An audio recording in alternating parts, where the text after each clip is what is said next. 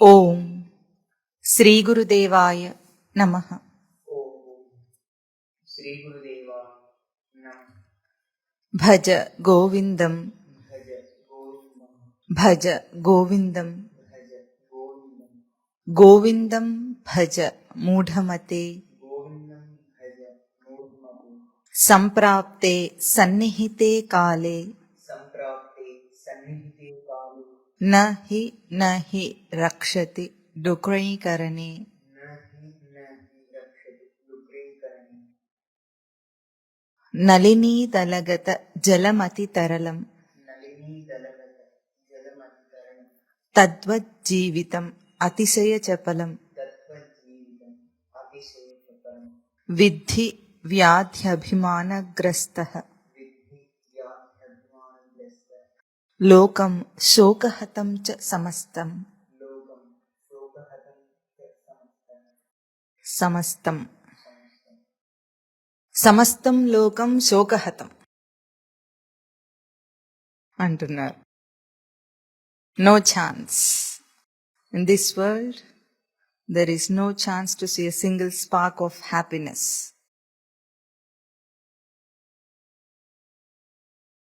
చిన్న సంతోషం, ఆనందం అనే ఒక చిన్న అంశమునకు కూడా అవకాశం లేదు అన్నట్లు సమస్తం లోకం శోకహతం అని చెప్తున్నారు ఇక్కడ శంకరులు. మన భజగోవింద స్తోత్రం మననం చేస్తున్న దాంట్లో ముందు ప్రతి వారము కూడా ఒక ముఖ్యమైన సూచనని మళ్ళీ మళ్ళీ మళ్ళీ మళ్ళీ మననం చేస్తున్నాము. అదేమిటి? మన స్థితి, జీవుడి స్థితి అని మననం చేస్తున్నాం. అందరూ లోకమంతా కూడా అతి ముఖ్యమైన ఒక అంశమును ఎట్లా విస్మరించి తిరుగుతున్నది అన్న అంశము గురించే ఇక్కడ ప్రస్తావన అని మననం చేస్తూ వస్తున్నాం. ఏమిటది? హే మూఢమతే అని మనందరినీ సంబోధన చేసి మన స్థితిని ఎత్తి చూపించారు, మన దోషమును ఎత్తి చూపించారు. శాస్త్రానికి ఏం పని లేదా, ఎప్పుడు ఏదో ఒక తిట్టు తిట్టడము లేదా దోషము దోషం అని వెంటబడుతుంది అంటే శాస్త్రం యొక్క కర్తవ్యమే అది, సృష్టి యొక్క కర్తవ్యమే అది. ఛో ఛో అని జీవుణ్ణి వెన్నంటి అది ముందుకు నడిపించి, తట్టి ముందుకు నడిపించే ప్రయత్నం చేస్తుంది. అతి ముఖ్యమైన అంశమును విస్మరించి అసలు అవసరం లేని విషయాల మీదకి మనిషి ఎట్లా పోతున్నాడు, ఎందుకు పోతున్నాడు, ఎట్లా పోతున్నాడు?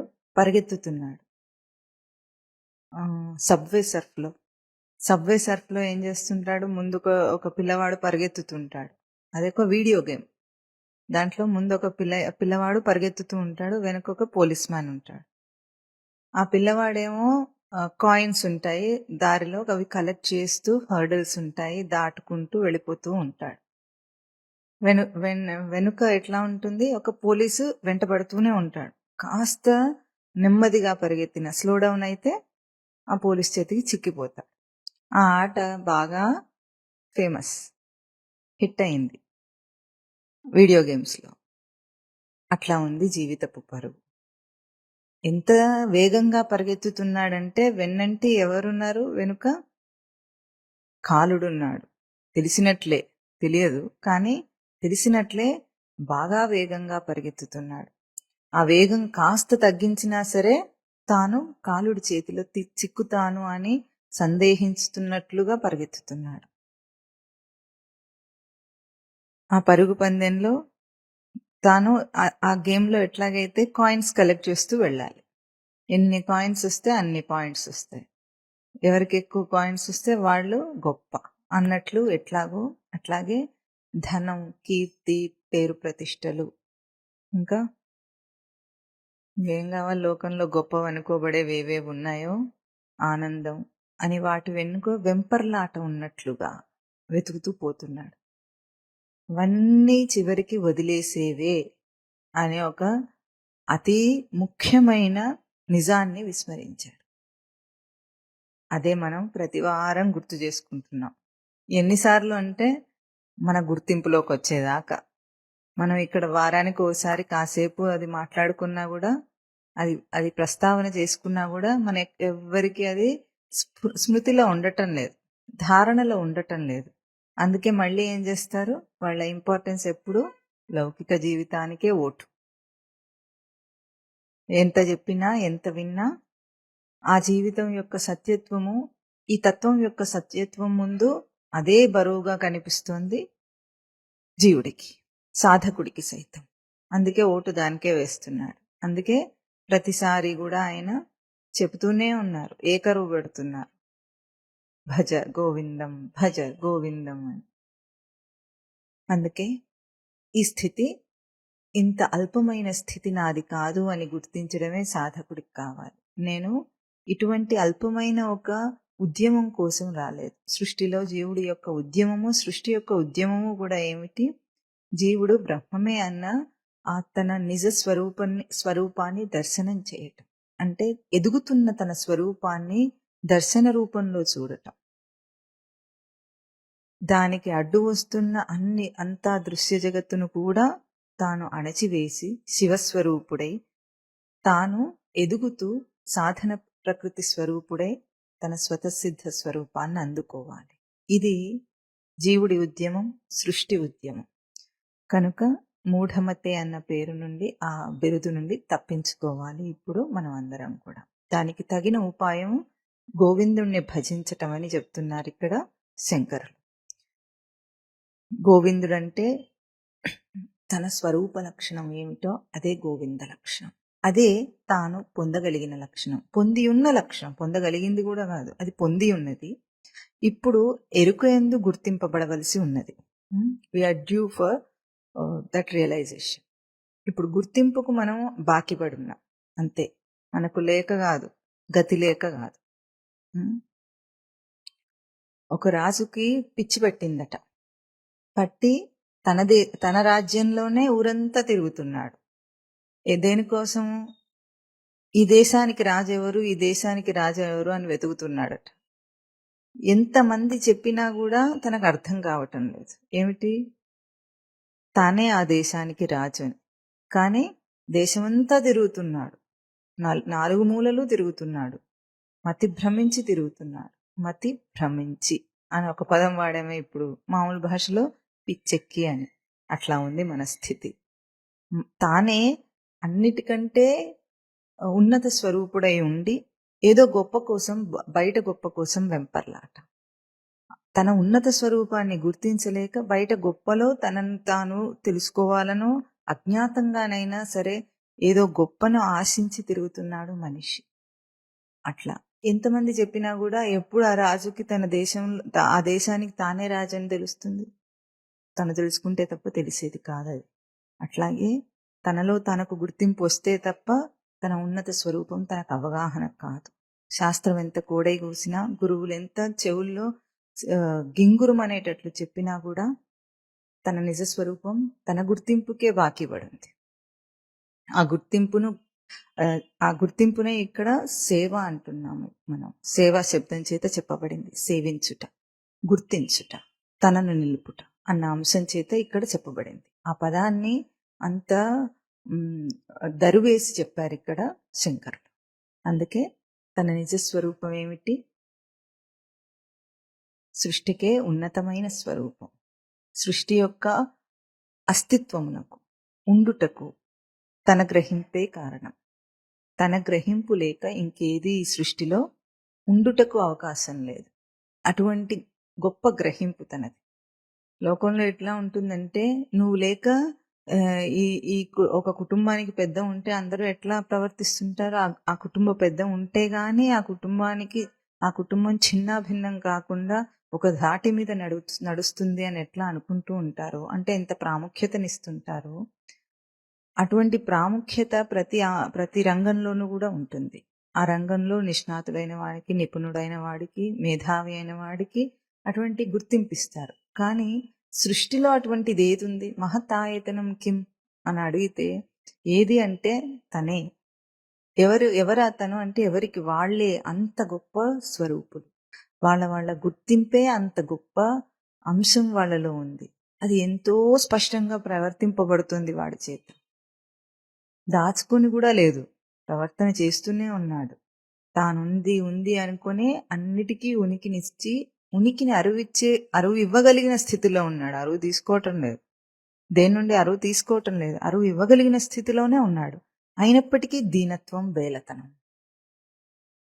ఇవ్వగలిగిన వాడికి దీనత్వము, బేలతనం ఉండనక్కర్లేదు, కానీ ఇస్తూ కూడా గుర్తించలేని దీనత్వము, బేలతనం. ఇది పనికిరాదు సాధకుడికి. ముందు తన ప్రక్రియయే తనకెంత గొప్పదో తాను గుర్తించి ప్రవర్తించాలి. దీన్ని గుర్తింప చేయడానికి ఈ భజగోవింద స్తోత్రంలోని తర్వాత అన్ని చరణములు కూడా తన తప్పుడు అవగాహనని ఖండిస్తూ, మామూలుగా ఖండించటం లేదు. ఇక్కడ శంకరులు తుత్తునీయలు చేస్తున్నారు ఒక్కొక్క సాంసారిక కూర్పుని. ఇక్కడి వాళ్ళు ఏమంటున్నారు? నలినీదలగత జలం అతి తరళం, తద్వత్ జీవితం అతిశయ చపలం. ఒక ఉపమానాన్ని చూపించారు. నలినీదలగత జలం అతి తరళం. నలినీదళం అంటే తామరాకు. తామరాకు మీద నీటి బొట్టు ఎంత చపలంగా ఉంటుందో తద్వత్ దాని వలె అతిశయ చపలం జీవితం. ఈ జీవితం ఏమిటి? అతిశయమైన చపలమైంది, మోస్ట్ అన్సర్టైన్.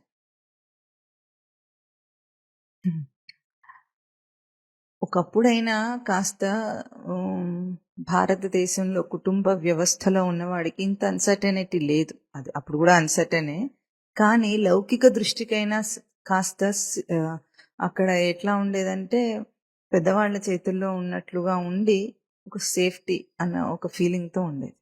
ఇప్పుడైతే మోస్ట్ అన్సర్టన్ లైఫ్. తామరాకుని ఒక ఉపమానంగా చూపించబడింది ఇక్కడ. తామరాకు మీద నీటి బొట్టు ఎట్లా ఉంటుంది? ఎట్లా ఉంటుంది? ప్రాపర్టీ ఏమిటి దానికి? అంటుకోదు. నీరు తామరాకుకు అంటుకోదు, అంటుకోకుండా కదులుతూ ఉంటుంది. దాన్ని అంటే మనం నీటిని తీసుకెళ్లాలంటే కూడా తామరాకులో మనకి అది కారిపోకుండా, ఎప్పుడైతే అంటుకోదో అది పీల్చదు, ఇమడ్చకుండా దాన్ని మనం దాంట్లో పట్టుకు వెళ్ళడానికి అవకాశాన్ని ఇస్తుంది నీరు. అదే సమయంలో ఎంత చంచలంగా ఉంటుంది అది, కాస్త కదలికకే దొరలిపోతుంది. కాస్త కదలిక వచ్చినా కూడా అది దొరలిపోతుంది. ఆ విధంగానే తన జీవితం అంత చపలత్వాన్ని చూపిస్తున్నారు ఇక్కడ శంకరులు. ఇదిగో అని పట్టుకుంటాడు దేన్నైనా విషయాన్ని, చూస్తే చేతిలో ఏమీ లేదు. ఆ పట్టుకునేటప్పుడు ఎంత తన శక్తిని అక్కడ ప్రయోగిస్తాడంటే, ఏ శక్తిని ప్రయోగిస్తాడు? సచ్చిదానంద లక్షణముల ద్వారా, దేవలక్షణముల ద్వారా తాను నిలుపుకున్న ఏ ప్రకాశం ఉందో, ఏ తేజస్సు ఉందో, అది శక్తి, జ్ఞాన, తేజో, వీర్య, బల, ఐశ్వర్యములనే భగలక్షణములు. అంత తేజస్సుని తుచ్చమైన విషయం కోసం ఇదిగిదిగుదుగా అని తన వెనుక పరిగెత్తి పట్టుకునే ప్రయత్నం చేస్తాడు. పరిగెత్తినంతసేపు పట్టలేదు వదిలిపోవటానికి. పట్టుకున్నానని అనుకుంటాడు, చేతిలో చూస్తే ఎట్లా ఉంటుంది? దోమలు కొట్టుకునేవాడిలాగా, ఈగలు కొట్టుకునేవాడిలాగా. పట్టేసుకున్నాను అనుకుంటాడు, చూస్తే చేతిలో టప్పని వాడి చేతిని వాడే కొట్టుకుంటాడు. ఎట్లాగో ఏమీ లేదు ఇప్పుడు చేతిలో చూస్తే, చేతులు ఖాళీగా ఉన్నాయి. ఎన్నిసార్లు అట్లా పరిగెత్తాడు, ఇదిగిదిగో ఇదే అని అన్నిటి వెనక అట్లాగే పరిగెత్తాడు. ఇదొక్కటి ఉంటే చాలు జీవితంలో, ఇంకా నాకు ఇంకేం అక్కర్లేదు, ఈ రోజుకి ఈ పూటకి సెటిల్మెంట్ అన్నట్లుగా పరిగెత్తుతాడు. దానికి అంత విలువనిచ్చి ప్రతిదీ ఏదైనా అయిపోతే, సాధిస్తే, విషయాత్మకంగా తను అనుకున్నది అయిపోతే అమ్మయ్య అంటాడు. అమ్మ అయ్య ఇద్దరు గుర్తొస్తారట ఆయన. అంటే పరిగెత్తి అది పట్టుకొని అమ్మయ్య అని ఒక రిలాక్సేషన్, నిట్టూర్పు చూపించి అప్పుడు ఏం చేస్తాడు? చేయి చూసుకుంటే మళ్ళీ ఏం లేదు. మళ్ళీ ఏం చేయాల్సి వచ్చింది? ఖాళీ చేతులతో మళ్ళీ పరిగెత్తాడు. మళ్ళీ పరిగెత్తితే అదే పరుగు, అదే వేగం, అదే అలసట, అదే ఊపుతో పరిగెత్తాడు, అదే అలసటను పొందాడు. మళ్ళీ చేతిలో చూస్తే ఏం లేదు. అయ్యో నేను చేశాను అనుకున్నానే అని అనుకుంటాడు. ఇట్లా ఒక రోజు రోజుకి, కొన్ని వారాలకి, ఒక సంవత్సరానికి, కొన్ని సంవత్సరాలకి అట్లా చూసుకుంటుంటే తన జీవితపు దశలు దాటిపోయినాయి. ఆ! శైశవం పోయింది, బాల్యం పోయింది, కౌమారం పోయింది, యవ్వనం పోయింది. వృద్ధాప్యానికి వచ్చి ఇట్లా చేతులు చూసుకుంటే ఏముంది చేతుల్లో? ఖాళీ చేతులు. మరి ఏం చేశాను ఇన్నాళ్ళు? అసలు ఎప్పుడు తీరిక కూడా లేదు. ఎన్నోసార్లు మఠానికి వెళదామని కూడా అనుకుంటే తీరిక లేదు. పట్టుకున్నాననే అనుకున్నాను ఎన్నిటినో. కానీ ఇప్పుడు చూస్తే ఏం లేవు. ఎట్లా? చిల్లుబడిన కుండలో అన్నీ వేసుకుంటున్నాడు. వేసుకోవడమే గాని దాంట్లో మాత్రం ఏది నిలవలేదు. చూసుకోలేదు. ఉంటున్నాయో లేదో చూసుకోలేదు. చిల్లుందో లేదో చూసుకోలేదు. పోనీ చిల్లుబడిన కుండలో నీళ్లు తీసుకెళ్తున్నాడు అని అనుకుందాం. అప్పుడు ఏమవుతుంది? ఒక నీటి ధార నిన్ను వెన్నంటి వచ్చింది.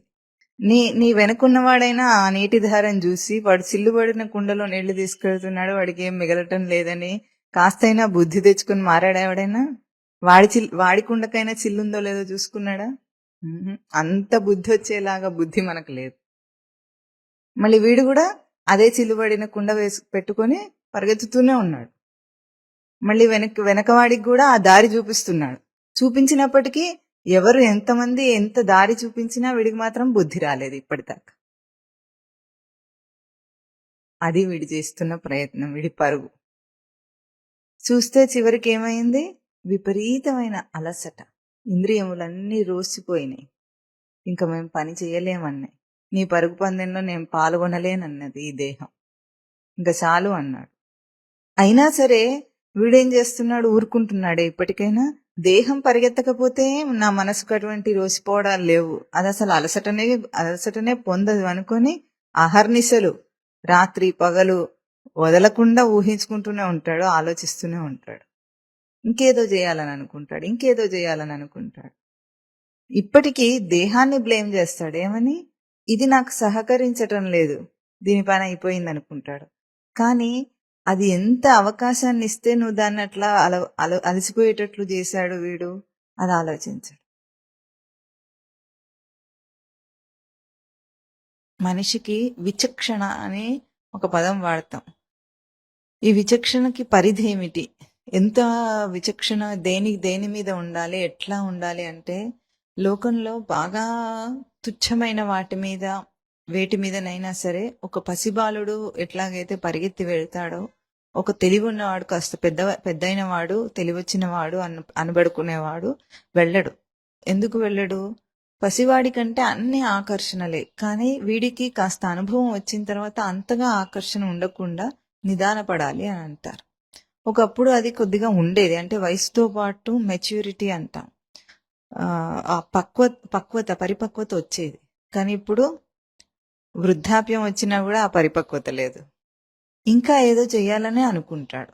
తాను వృద్ధుడై తాను ఏమీ పొందకపోయినప్పటికీ సలహా ఏమిస్తాడు చదువుకునేవాడికి? ఇంజనీరింగ్ చదవాలమ్మా, లేకపోతే ఎట్లా? ఇంజనీర్ అయితేనే నువ్వేమైనా సంపాదించగలవు, లేకపోతే తనకు 80 ఏళ్ళు వచ్చినాయి, సంపాదించింది ఏమీ తృప్తిని ఇవ్వలేదు, తను చేస్తున్న వృత్తి తనకు తృప్తిని ఇవ్వలేదు. అయినప్పటికీ తర్వాత వాళ్ళకి ఏం చెప్తాడు? ఇదే నేనేం చేశానో నువ్వు కూడా అదే చెయ్యి, రిజల్ట్ అట్లా సాటిస్ఫాక్టరీగా లేకపోయినా సరే నువ్వు అదే చెయ్యి అని సలహా ఇస్తాడు. ఎవరైనా కాస్త బుద్ధి వచ్చి విచక్షణ వచ్చి వాడు అధ్యాత్మ విద్య సాధన కోసం వెళ్ళిపోతే బతకలేని వాడు అంటున్నారు. లోకంలో బతకలేక పారిపోయాడని చెప్తున్నారు ఇప్పుడు లోకంలో మనుషులు. అంటే మనిషికి రియలైజేషన్ ఇంకా అది రావటం లేదు. ఎందుకు? పోయే దశలో కూడా నేనేం చేయలేదు, నా చేతులు ఖాళీగా ఉన్నాయి, నేనేం తీసుకువెళ్ళలేదు, ఏమీ నా దగ్గర లేదు, ఈ చెప్పల జీవితంలో నేను పొందింది ఏమీ లేదు అని తెలియటం లేదు తనకి. ఇన్నాళ్ళు ఒక 80 సంవత్సరాలు 90 సంవత్సరాల పరుగు పందెంలో ఏమి పొందలేదు అనే ఆ సత్యం తెలుసుకుంటే కనీసం ఆ దశలోనైనా ఏమి చేయలేకపోయినా సరే కనీసం ఆ విచారణ చేతనైనా దేహం విడిస్తే ఎట్లా ఉంటుంది, మళ్ళీ విచారణలో పుట్టగలడు. దేహం విడిచేటప్పుడు ఎటువంటి మానసిక స్థితి ఉంటుందో ఆ మానసిక స్థితిలోనే మళ్ళీ పుడతాడు. అంటే తన గ్రహింపు ఎట్లా ఉంటుందో ఆ గ్రహింపులోనే మళ్ళీ తను ఇంకో దేహం తీసుకోగలడు. మరి ఆ చివరి దశలో కూడా అది రావటం లేదు. ఎంత చపలమైన చిత్తం విడిది. ఎక్కడ ఒక చిన్న స్పార్క్, ఆనందం, సంతోషం అనే ఒక స్పార్క్ చూడటానికి కూడా ఎక్కడ అవకాశం లేదు జీవితంలో. అయినా అదే చేస్తున్నాడు. ఎందుకు అట్లా లేదు? ఆలోచన చేస్తే మనకే అర్థమవుతుంది. బయట వెలుగులన్నీ, మనం బాగా ఎండలో ఉన్నాం అనుకోండి, బాగా ఎండలోకి వెళ్ళొచ్చాం, మిట్ట మధ్యాహ్నం ఎండలోకి వెళ్ళొస్తాం. లోపలికి రాగానే గదిలో ఎన్ని దీపాలు వెలుగుతున్నా ఆ దీపపు కాంతి మన కంటికి వెలుగులాగా కనిపించదు, చీకట్లోకి వచ్చినట్లే ఉంటుంది. అదే ఎండలో లేనప్పుడు, గదిలోనే ఉన్నప్పుడు ఆ దీపపు కాంతి చాలా వెలుగుగా కనిపిస్తుంది. కానీ ఎండలోకి వెళ్ళొచ్చిన తర్వాత ఆ ప్యూపుల్ అడ్జస్ట్ చేసుకోవడానికి కాస్త టైం పడుతుంది. అంటే ఒక పూర్ణమైన ప్రకాశాన్ని చూసిన తర్వాత ఈ చిన్న చిన్న ప్రకాశాలు ఏవి కూడా తనకి వెలుగుగా కనిపించటం లేదు. ఎట్లాగో అట్లాగే ఇవన్నీ చిన్న చిన్నవి ఏ ఆనందాలను నువ్వు వెతుకుతున్నావో అవేవి కూడా నీకు ఆనందం యొక్క చిన్న మెరుపులాగా కూడా కనిపించటం లేకుండా ఉన్నా ఎందుకు? అవి ఎందుకు అట్లా ఫేడ్ అయిపోతున్నాయి నీ ముందు అంటే నీది పూర్ణమైన ఆనంద స్వరూపం గనుక. సూర్యుడికి టార్చ్ లైట్ ఎట్లా ఉంటుంది? సూర్యుడికి టార్చ్ లైట్ వేస్తే ఎట్లా ఉంటుందో నువ్వు భోగించాలనే నీ భోగాలు, నీ ఆనందాలు అటువంటి ప్రయత్నం. నీ ఆనంద స్వరూపం ముందు ఇవేవి తూగవు. అది తెలుసుకోలేకపోతున్నాడు మనిషి. చివరికి కూడా అర్థం కావటం లేదు. నేను సాధించలేకపోయానని అనుకుంటాడేమో కొద్దో గొప్ప తెలివున్న విచారణ చేసుకున్నవాడు. అయినా ఆ సాధింపు కూడా బయట చేయలేకపోయానని అనుకుంటున్నాడు గాని ఇంకా నాకు ఏదో వెల్తి ఉందని అనుకుంటున్నాడు, బయట ఇంకా సాధించి ఉండాల్సిందని అనుకుంటున్నాడు గాని అది తన పూర్ణ స్వరూపం వల్ల దానికి ఆ వెలవెల అని అర్థం కావటం లేదు. ఆ జీవితము ఎంత చపలము అన్న పదం వాడారు ఇక్కడ. తద్వత్ జీవితం అతిశయ చపలం. చపలం అంటే ఫికల్, ఉన్నట్టే ఉండి అప్పుడప్పుడే లేనట్లు, ఉన్నట్లు లేనట్లు, ఉన్నట్లు లేనట్లు. ఎప్పుడూ లేనట్లుంటే కాస్త బాగానే ఉండేది. ఎప్పుడూ లేనట్లుంటే ఈ వెంపర్లాట తగ్గుతుంది తనకి. కానీ అప్పుడే ఏమనిపిస్తుంది, వచ్చేసింది అనే భ్రాంతి కల్పిస్తుంది. అయిపోయింది, నాకు ఆ పూర్ణత్వం దొరికిందనే ఆనందాన్ని ఒక విషయంలో తాత్కాలికంగా అప్పటికప్పుడు ఆనందింపజేసి ఏం చేస్తుంది, వచ్చేసింది అనే ఒక భ్రాంతిని కల్పిస్తుంది. అంతలోనే వెళ్ళిపోతుంది. ఆ అంతలో వెళ్ళిపోవటము, కాసేపు ఉండి కాసేపు వెళ్ళిపోవటం చపలత్వం. ఎప్పుడు లేకుండా ఉంటే బాగానే ఉండేదేమో, కాస్తైనా వీడికి ఎప్పుడైనా విచారణ వచ్చేది. కానీ ఆ కాసేపు ఆ చిన్న స్పార్క్ కనిపించటానికి అది కూడా దానికి ఎందుకు వచ్చింది ఆ తేజస్సు అంటే, తన అగ్ని నుండే అగ్ని కణములు బయటికి చిందుతుంటే వాటికి కూడా ఎట్లా ఉంటుంది, ఆ అగ్ని కణం కూడా ఈ అగ్ని యొక్క ప్రాపర్టీసే ఉన్నాయి దానికి. కానీ అది దేన్ని కాల్చలేదు, ఏమి చేయలేదు. చేయగలదా? ఏం చేయలేదు. అట్లా అగ్ని పుంజం నుండి బయటికి చిందుతుంది. అట్లా చిందినవే నీ ఏవేవైనా నువ్వు అనుకున్న కాస్తో కుస్తో నువ్వు సాధించానని అనుకున్న ఆనందాలు.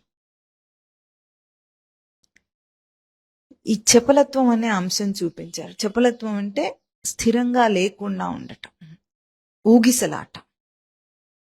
ఈ ఊగిసలాటకు కూడా ఎట్లా ఉంటుంది, ఊగినప్పుడు స్వింగ్ తీసుకున్నప్పుడు ఎట్లా ఉంటుంది, తన స్థిరస్థానాన్ని ప్రతిసారి తాకుతుంది. అది ఇటొచ్చింది, ముందుకొచ్చింది, మళ్ళీ వెనక్కి వెళ్ళాలంటే తన స్థిర స్థానాన్ని తాకి మళ్ళీ వెనక్కి రావాలి. మళ్ళీ ముందుకు వెళ్ళాలంటే మళ్ళీ స్థిరమైన తన స్థానాన్ని తాకి మళ్ళీ ముందుకు వెళ్ళాలి. ఇప్పుడు ముందుకు వెనక్కు స్వింగ్ తీసుకుంటున్నప్పుడు మధ్యలో ఉన్న తన అంశమును తాకకుండా వెళ్ళటం లేదు. అది ఆ మధ్యకి రాకుండా వెళ్ళగలదా? స్వింగ్ తీసుకోగలడా? తీసుకోలేడు. అట్లాగే తన జీవితము ప్రతిసారి తనకు తన స్వరూపం యొక్క రుచిని అట్లా తగిలించి చూపించి మళ్ళీ అది ఊగుతోంది. జీవుడి అంశం ఊగుతోంది. ఈ స్వింగ్ లో, ఈ చపలత్వంలో తనను గుర్తించే నిలకడని కోల్పోతున్నాడు మనిషి. అతిశయ చపలం. తామరాకు అనేది సృష్టిలో ఇంకా ఎంత మంచి ఉపమానం అంటే తామరాకు ఎక్కడ ఉంటుంది? తామర పువ్వు తామరాకు బురదలో వస్తుంది. బురదలోంచి వచ్చి బురదకు అంటుకోకుండా ఉంటుంది.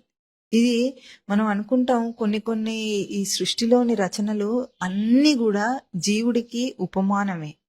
జీవుడిని తన రచన అర్థం చేసుకోవటానికి ఉపమానంగా దృశ్య ప్రపంచం అంతా సృష్టిలో రచించబడింది.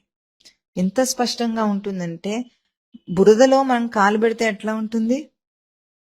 అంటుకుంటుంది. చేయి పెట్టినా అంటుకుంటుంది. కానీ తామరాకు అంటుకునే ఒక గుణం ఎట్లా వచ్చింది దానికి?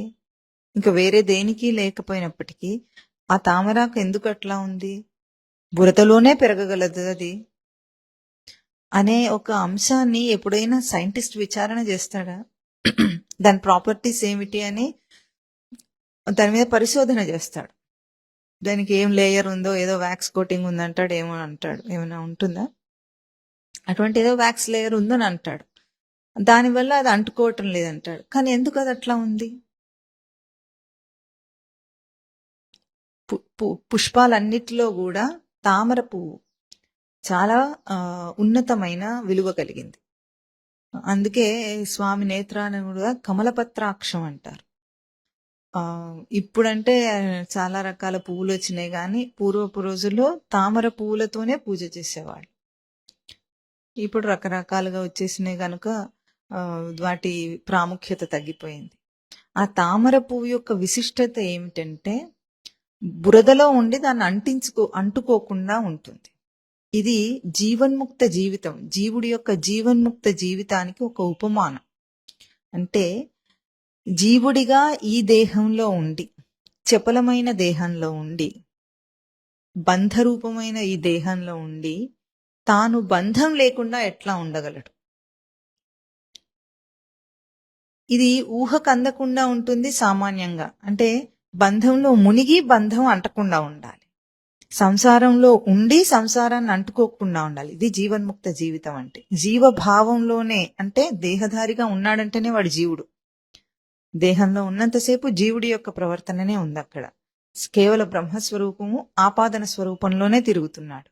అక్కడ ఉండి కూడా తన నిజ బ్రహ్మభావంలోనే తానెట్లా ఉండగలడో జీవుడికి ఉపమానంగా చూపించింది సృష్టిలో తామరాకు.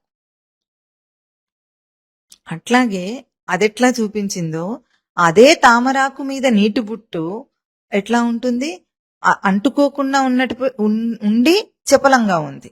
రెండు ఉపమానాలు అక్కడే చూపిస్తుంది ఆ ఉపమానం. మనకి సృష్టిలో ఆ రచన రెండు ఉపమానాలు చూపిస్తుంది. ఒకటి జీవన్ముక్త జీవితము, ఒకటి చపల జీవితం. రెండు అక్కడే కనిపిస్తున్నాయి. ఇంత మంచి ఒక ఉపమానం నీకు కనిపిస్తుంటే తనకు అన్వయం చేసుకోవడం చేత కాదు. దాని మీద రీసెర్చ్ పరిశోధన చేసుకోమంటే చేసుకుంటాడు, కానీ దాని ప్రాపర్టీస్ చెప్తాడు, కానీ నీ ప్రాపర్టీస్ చూడు ఎట్లా ఉందంటే 84 లక్షల జీవరాశుల గర్భాలలో ప్రతి గర్భాన్ని పలికించి తాదాత్మ్యత చెంది, తాదాత్మ్యత అంటే తదాత్మ్యత, దాన్నే నేను అనుకున్న ఈ జీవుడు ఎట్లా అనుకున్నాడో ఆ యోనిలో ఆ దేహ రచన ఎట్లా ఉంటే, ఆ దేహంలోని ఇంద్రియాలు ఎట్లా ఉంటే ఆ ప్రవర్తన తనకు సత్యమని, తనకు బాగా స్పష్టంగా వచ్చినదని, అలవాటైన దానిలాగా ఆ దేహంలో ఇముడ్చుకొని తనను తాను ప్రవర్తించి ఎట్లా ఉన్నాడు? ఈగ అంటే నేను ఈగని, కుక్క అంటే నేను కుక్కని. తర్వాత చరణంలో చూపించారు విద్ధి వ్యాధి అభిమానగ్రస్తం. అభిమానించాడు ఒక్కొక్క యోనిని కూడా. కుక్క జన్మలో కుక్క దేహాన్ని ఎంతగా అభిమానించాడు, నేను అన్నంత అభిమానం. పిల్లి జన్మలో పిల్లిని, సింహం జన్మలో సింహంని, ఆ దేహమునే అభిమానించలేదు. ఆ యోనిలో ఆ దేహానికి ఉన్న లక్షణాలు ఏమిటి? సింహానికి పౌరుషం ఉంది, క్రూరత్వం ఉంది, అవి కూడా నేనే అన్నంతగా తాదాత్మ్యత చెందాడు. దాంతో అంతగా అభిమానించి ఎట్లా విడిచిపెట్టొచ్చాడు? తామరాకు ఎట్లా అంటకుండా ఉందో అట్లా వచ్చాడు. ఆ తర్వాత వాడికి ఆ స్పృహ కూడా లేదు. ఎన్ని జన్మలు ఎత్తాడు వాడికి ఏమైనా గుర్తుందా? ఒక్కటన్నా గుర్తుందా మనకి? ఇప్పుడు శాస్త్రం చెప్తూ ఉంటే నువ్వు అన్ని జన్మలు ఎత్తావంటే ఆహా ఓహో అనాలంతే. తనకి ఏమీ స్ఫురణ మాత్రం కూడా తెలియదు, అసలు గుర్తులేదు. ఏం చేసి వచ్చాడో కూడా గుర్తులేదు. ఇప్పుడు అకస్మాత్తుగా మనిషే కూర్చున్నాడు. గొప్ప అనుకుంటున్నాడు తనను తాను.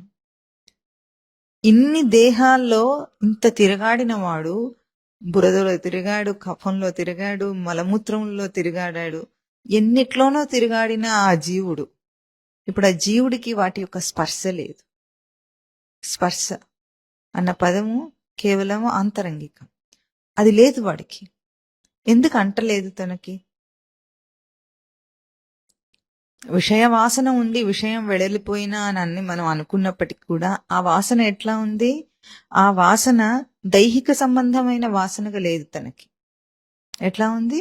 దేహానికి సంబంధించింది కాదు. వాసన ఎప్పుడూ కూడా తనకు ప్రవృత్తికి సంబంధించింది. ఆ దేహంలో కుక్క చేష్టల యొక్క ఆ బుద్ధి ఎట్లా ఉంటుంది? ప్రవృత్తి రూపంలో ఉంది. ఆ ప్రవృత్తిని ప్రయోగిస్తే మళ్ళీ వస్తుంది. కానీ కుక్క కాళ్లతో ఎట్లా నడుస్తుందో అట్లా నడవటం వీడికి ఇప్పుడు లేదు కదా. మళ్ళీ మనిషి దేహంలో మనిషి యోనిలో తాదాత్మ్యత చెందుతున్నాడు. ఇప్పుడు తాను అంటుకున్నాడా అంటుకోలేదా? ప్రశ్న వేసుకుంటే దీనికి ఇది అని సూటిగా సమాధానం చెప్పటానికి వీల్లేదు. అంటుకోలేదు అని అందామా? అంటుకోలేదు అని అందామంటే ప్రవృత్తి రూపంలో వాసనలు ఉన్నాయి. లేదు అంటుకున్నాడు అని అందామనుకుంటే తన బ్రహ్మస్వరూపం వాటిని అణిచివేస్తోంది. ఇప్పుడు ఇంత స్పష్టంగా అంటే అస్పష్టమైన సమాధానం మీరే చెప్తే ఎట్లాగో అని కాదు. నీ స్థితితో పోల్చి, నీ గ్రహింపుతో పోల్చి నీ స్థితి. జీవుడు ఇది అని చెప్పటానికి నిర్దిష్టమైన ఒక స్థితిని చూపించలేం మనం. ఎందుకు? ఆ జీవస్థితిలో తన గ్రహింపుల తేడా భేదం ఉంది ఎక్కడైనా సరే. ఆ గ్రహింపు భేదంతో నీ స్థితి నువ్వే నిర్ధారణ చేసుకుంటున్నావు. ఇప్పుడు ఆ ఉపమానాన్ని ఎట్లా చూపించింది? ఎట్లాగైతే అందులో బురద అంటించుకోకుండా తామరాకుందో అట్లాగూ చూపించింది. తామరాకు మీద నీటి బొట్టు ఎంత చపలంగా ఉంటుందో అది కూడా చూపించింది. ఎంత చపలం ఎంతసేపు నిలుస్తుంది? కాస్త కదలికకే అది డొర్లిపోతుంది. ఎట్లాగో నీ జన్మలన్నీ అట్లా గడిచిపోయినాయి, నీ విషయాలన్నీ అట్లా గడిచిపోతున్నాయి. కాసేపు వాటిని పట్టుకునే వాటి వెంటబడి సాధించే ఆ మోహము అనతి కాలంలోనే పోతుంది. ఏదైనా సాధించాం గొప్పగా అని అనుకున్న వాళ్ళకు కూడా ఆ తృప్తి అనతి కాలంలో పోతుంది. ఇంకా ఏమిటి ఇంకా ఏమిటి అని కోరుతున్నాడు. ఒక గొప్ప స్థితి రాగానే సాటిస్ఫై అయిపోయి దాని నుండి విరమించుకునే ప్రయత్నం చేయటం లేదు లౌకికంగా మనిషి. ఇంకా ఇంకా ఇంకా శక్తి ఉన్నంతసేపు ఇంకా ఇంకా దాని వెనుక వెళ్ళడానికి కారణం ఏమిటంటే తృప్తి లేదు. అదే మనకి ఇంకొక ఉపమానం ఏమిటి? లోకంలో ఎవరినైనా సరే ఏదైనా దానం చేసినప్పుడు వాడిని చాలు అని అనిపించలేం మనం. వాడి దగ్గర పాత్ర లేకపోయినా సరే పక్కన ఇంకో చోటైనా సరే దాన్ని స్టోర్ చేసుకుని వెంతిస్తే అంత తీసుకుంటాడు. కానీ అన్నం పెట్టేటప్పుడు ఎట్లా ఉంటుంది? నువ్వు విస్తర్లో వడ్డించిన అన్నము వాడి చేత చాలు అని అనిపిస్తుంది. మంచి ఉపమానం. రోజు మనం వడ్డించుకుంటున్నాం, తింటున్నాం, ఎంత కావాలో అంత వడ్డించుకుంటున్నాం, అదనంగా పెడితే ఇంకా చాలు అంటున్నాం. అంటే తృప్తి అన్న దానికి దానికి సాచురేషన్ ఎప్పుడు వస్తుంది? నువ్వు చాలంటే. కానీ అది నువ్వు ఎక్కడా అనటం లేదు. మనిషి ఎక్కడా అనటం లేదు ఆ మాట. ఇంకా చాలా అంటున్నాడా? చెవులు వినిపించకుండా అయ్యేదాకా చెత్త చెత్త వాగుడంతా వింటూనే ఉన్నాడు. కళ్ళు కనిపించకుండా అయ్యేదాకా కంటిని ప్రయోగం విచ్చలవిడిగా చేస్తూనే ఉన్నాడు. ఇంద్రియాలన్నీ వాటి తేజస్సును ఉడిగిపోయి ఇంకా మేము చేయలేం బాబో అంటుంటే అంతదాకా కూడా ప్రయోగం చేసుకుంటూనే ఉన్నాడు. చాలు అని అనటమే లేదు. ఇప్పటికీ మళ్ళీ ఎట్లా ఉంటాడు?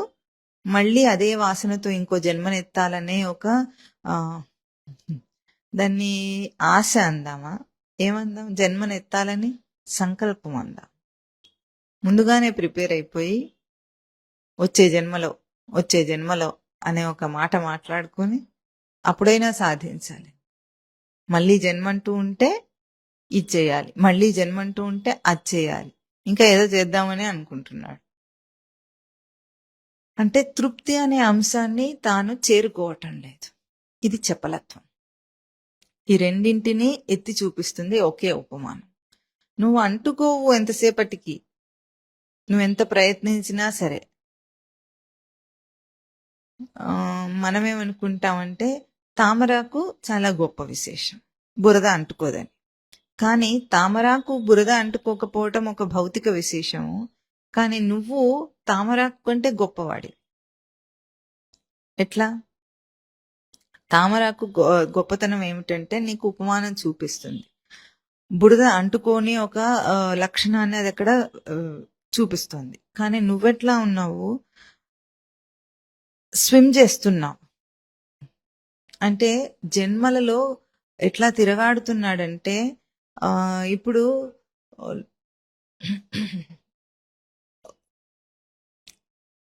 ఒక సింగిల్ సెల్ ఆర్గానిజం అమీబా, దాని జన్మ ఎంతసేపు ఉంటుంది?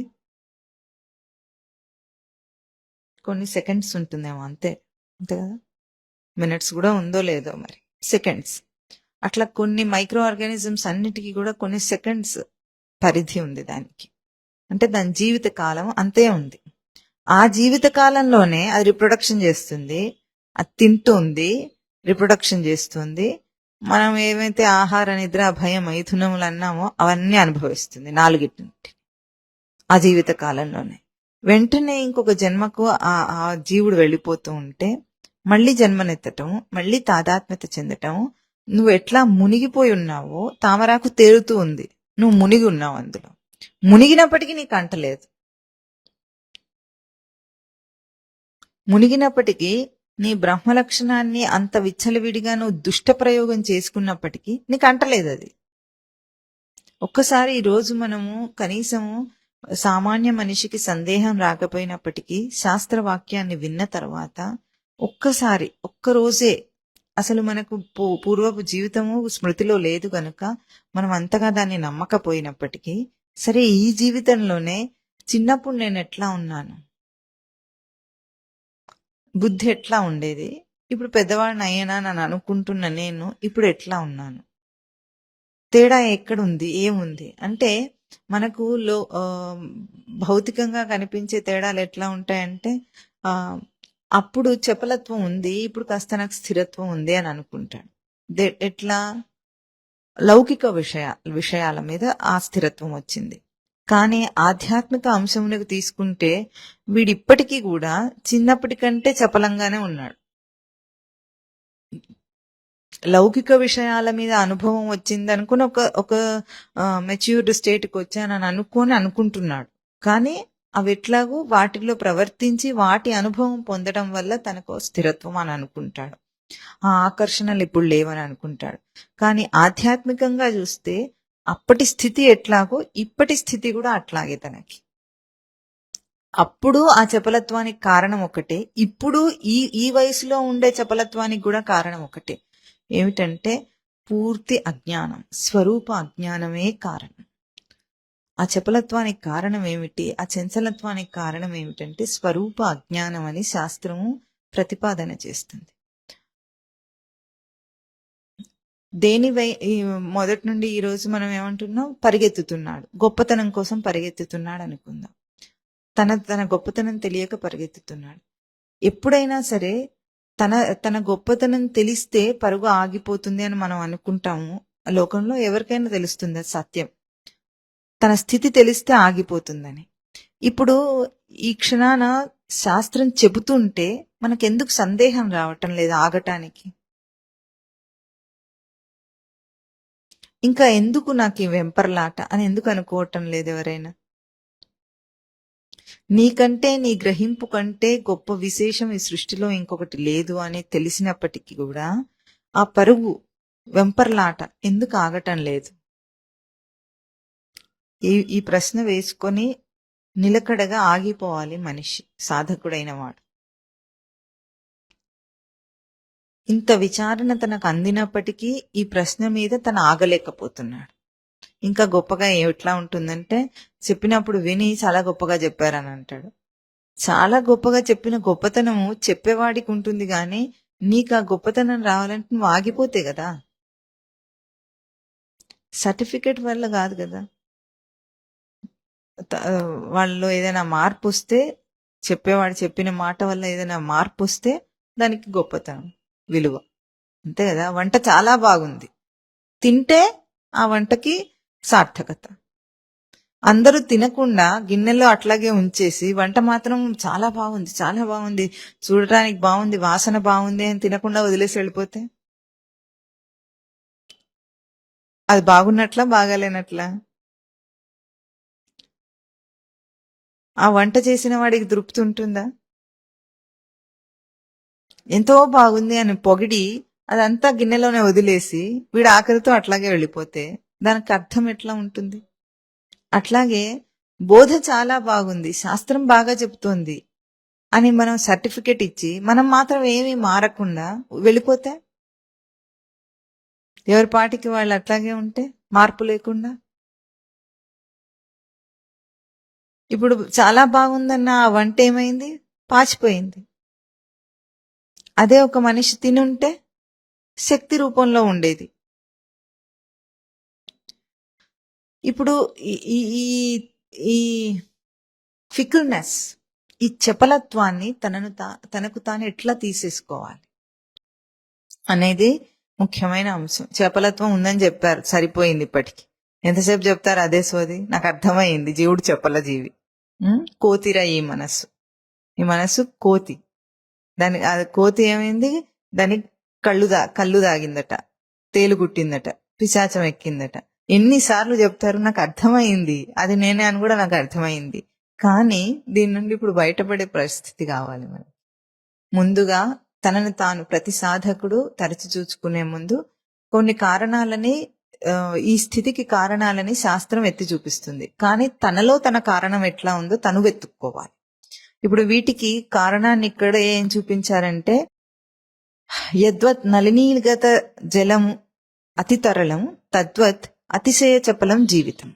ఎట్లాగైతే తామరాకు మీద నీరో అట్లాగే అతిశయమైన చపలమైన జీవితం, మోస్ట్ అన్సర్టైన్ జీవితం అని చూపించింది. అంటే ఎప్పటికప్పుడు పరిణామం చెంది నిన్ను మోసం చేసే జీవితం అని అన్నప్పుడు దాని తర్వాత వాక్యం ఏం చూపించారు? దానికి కారణం ఏమిటి అని చూపించే ప్రయత్నం చేశారు. విద్ధి, తెలుసుకో, వ్యాధి అభిమానగ్రస్తం లోకం శోకం హతం చ సమస్తం. సమస్తం లోకం శోకహతం అంటే శోకం చేత హింసింపబడుతోంది. ప్రతి చోట ఎక్కడ చూసినా శోకమే శోకమే శోకమే అని.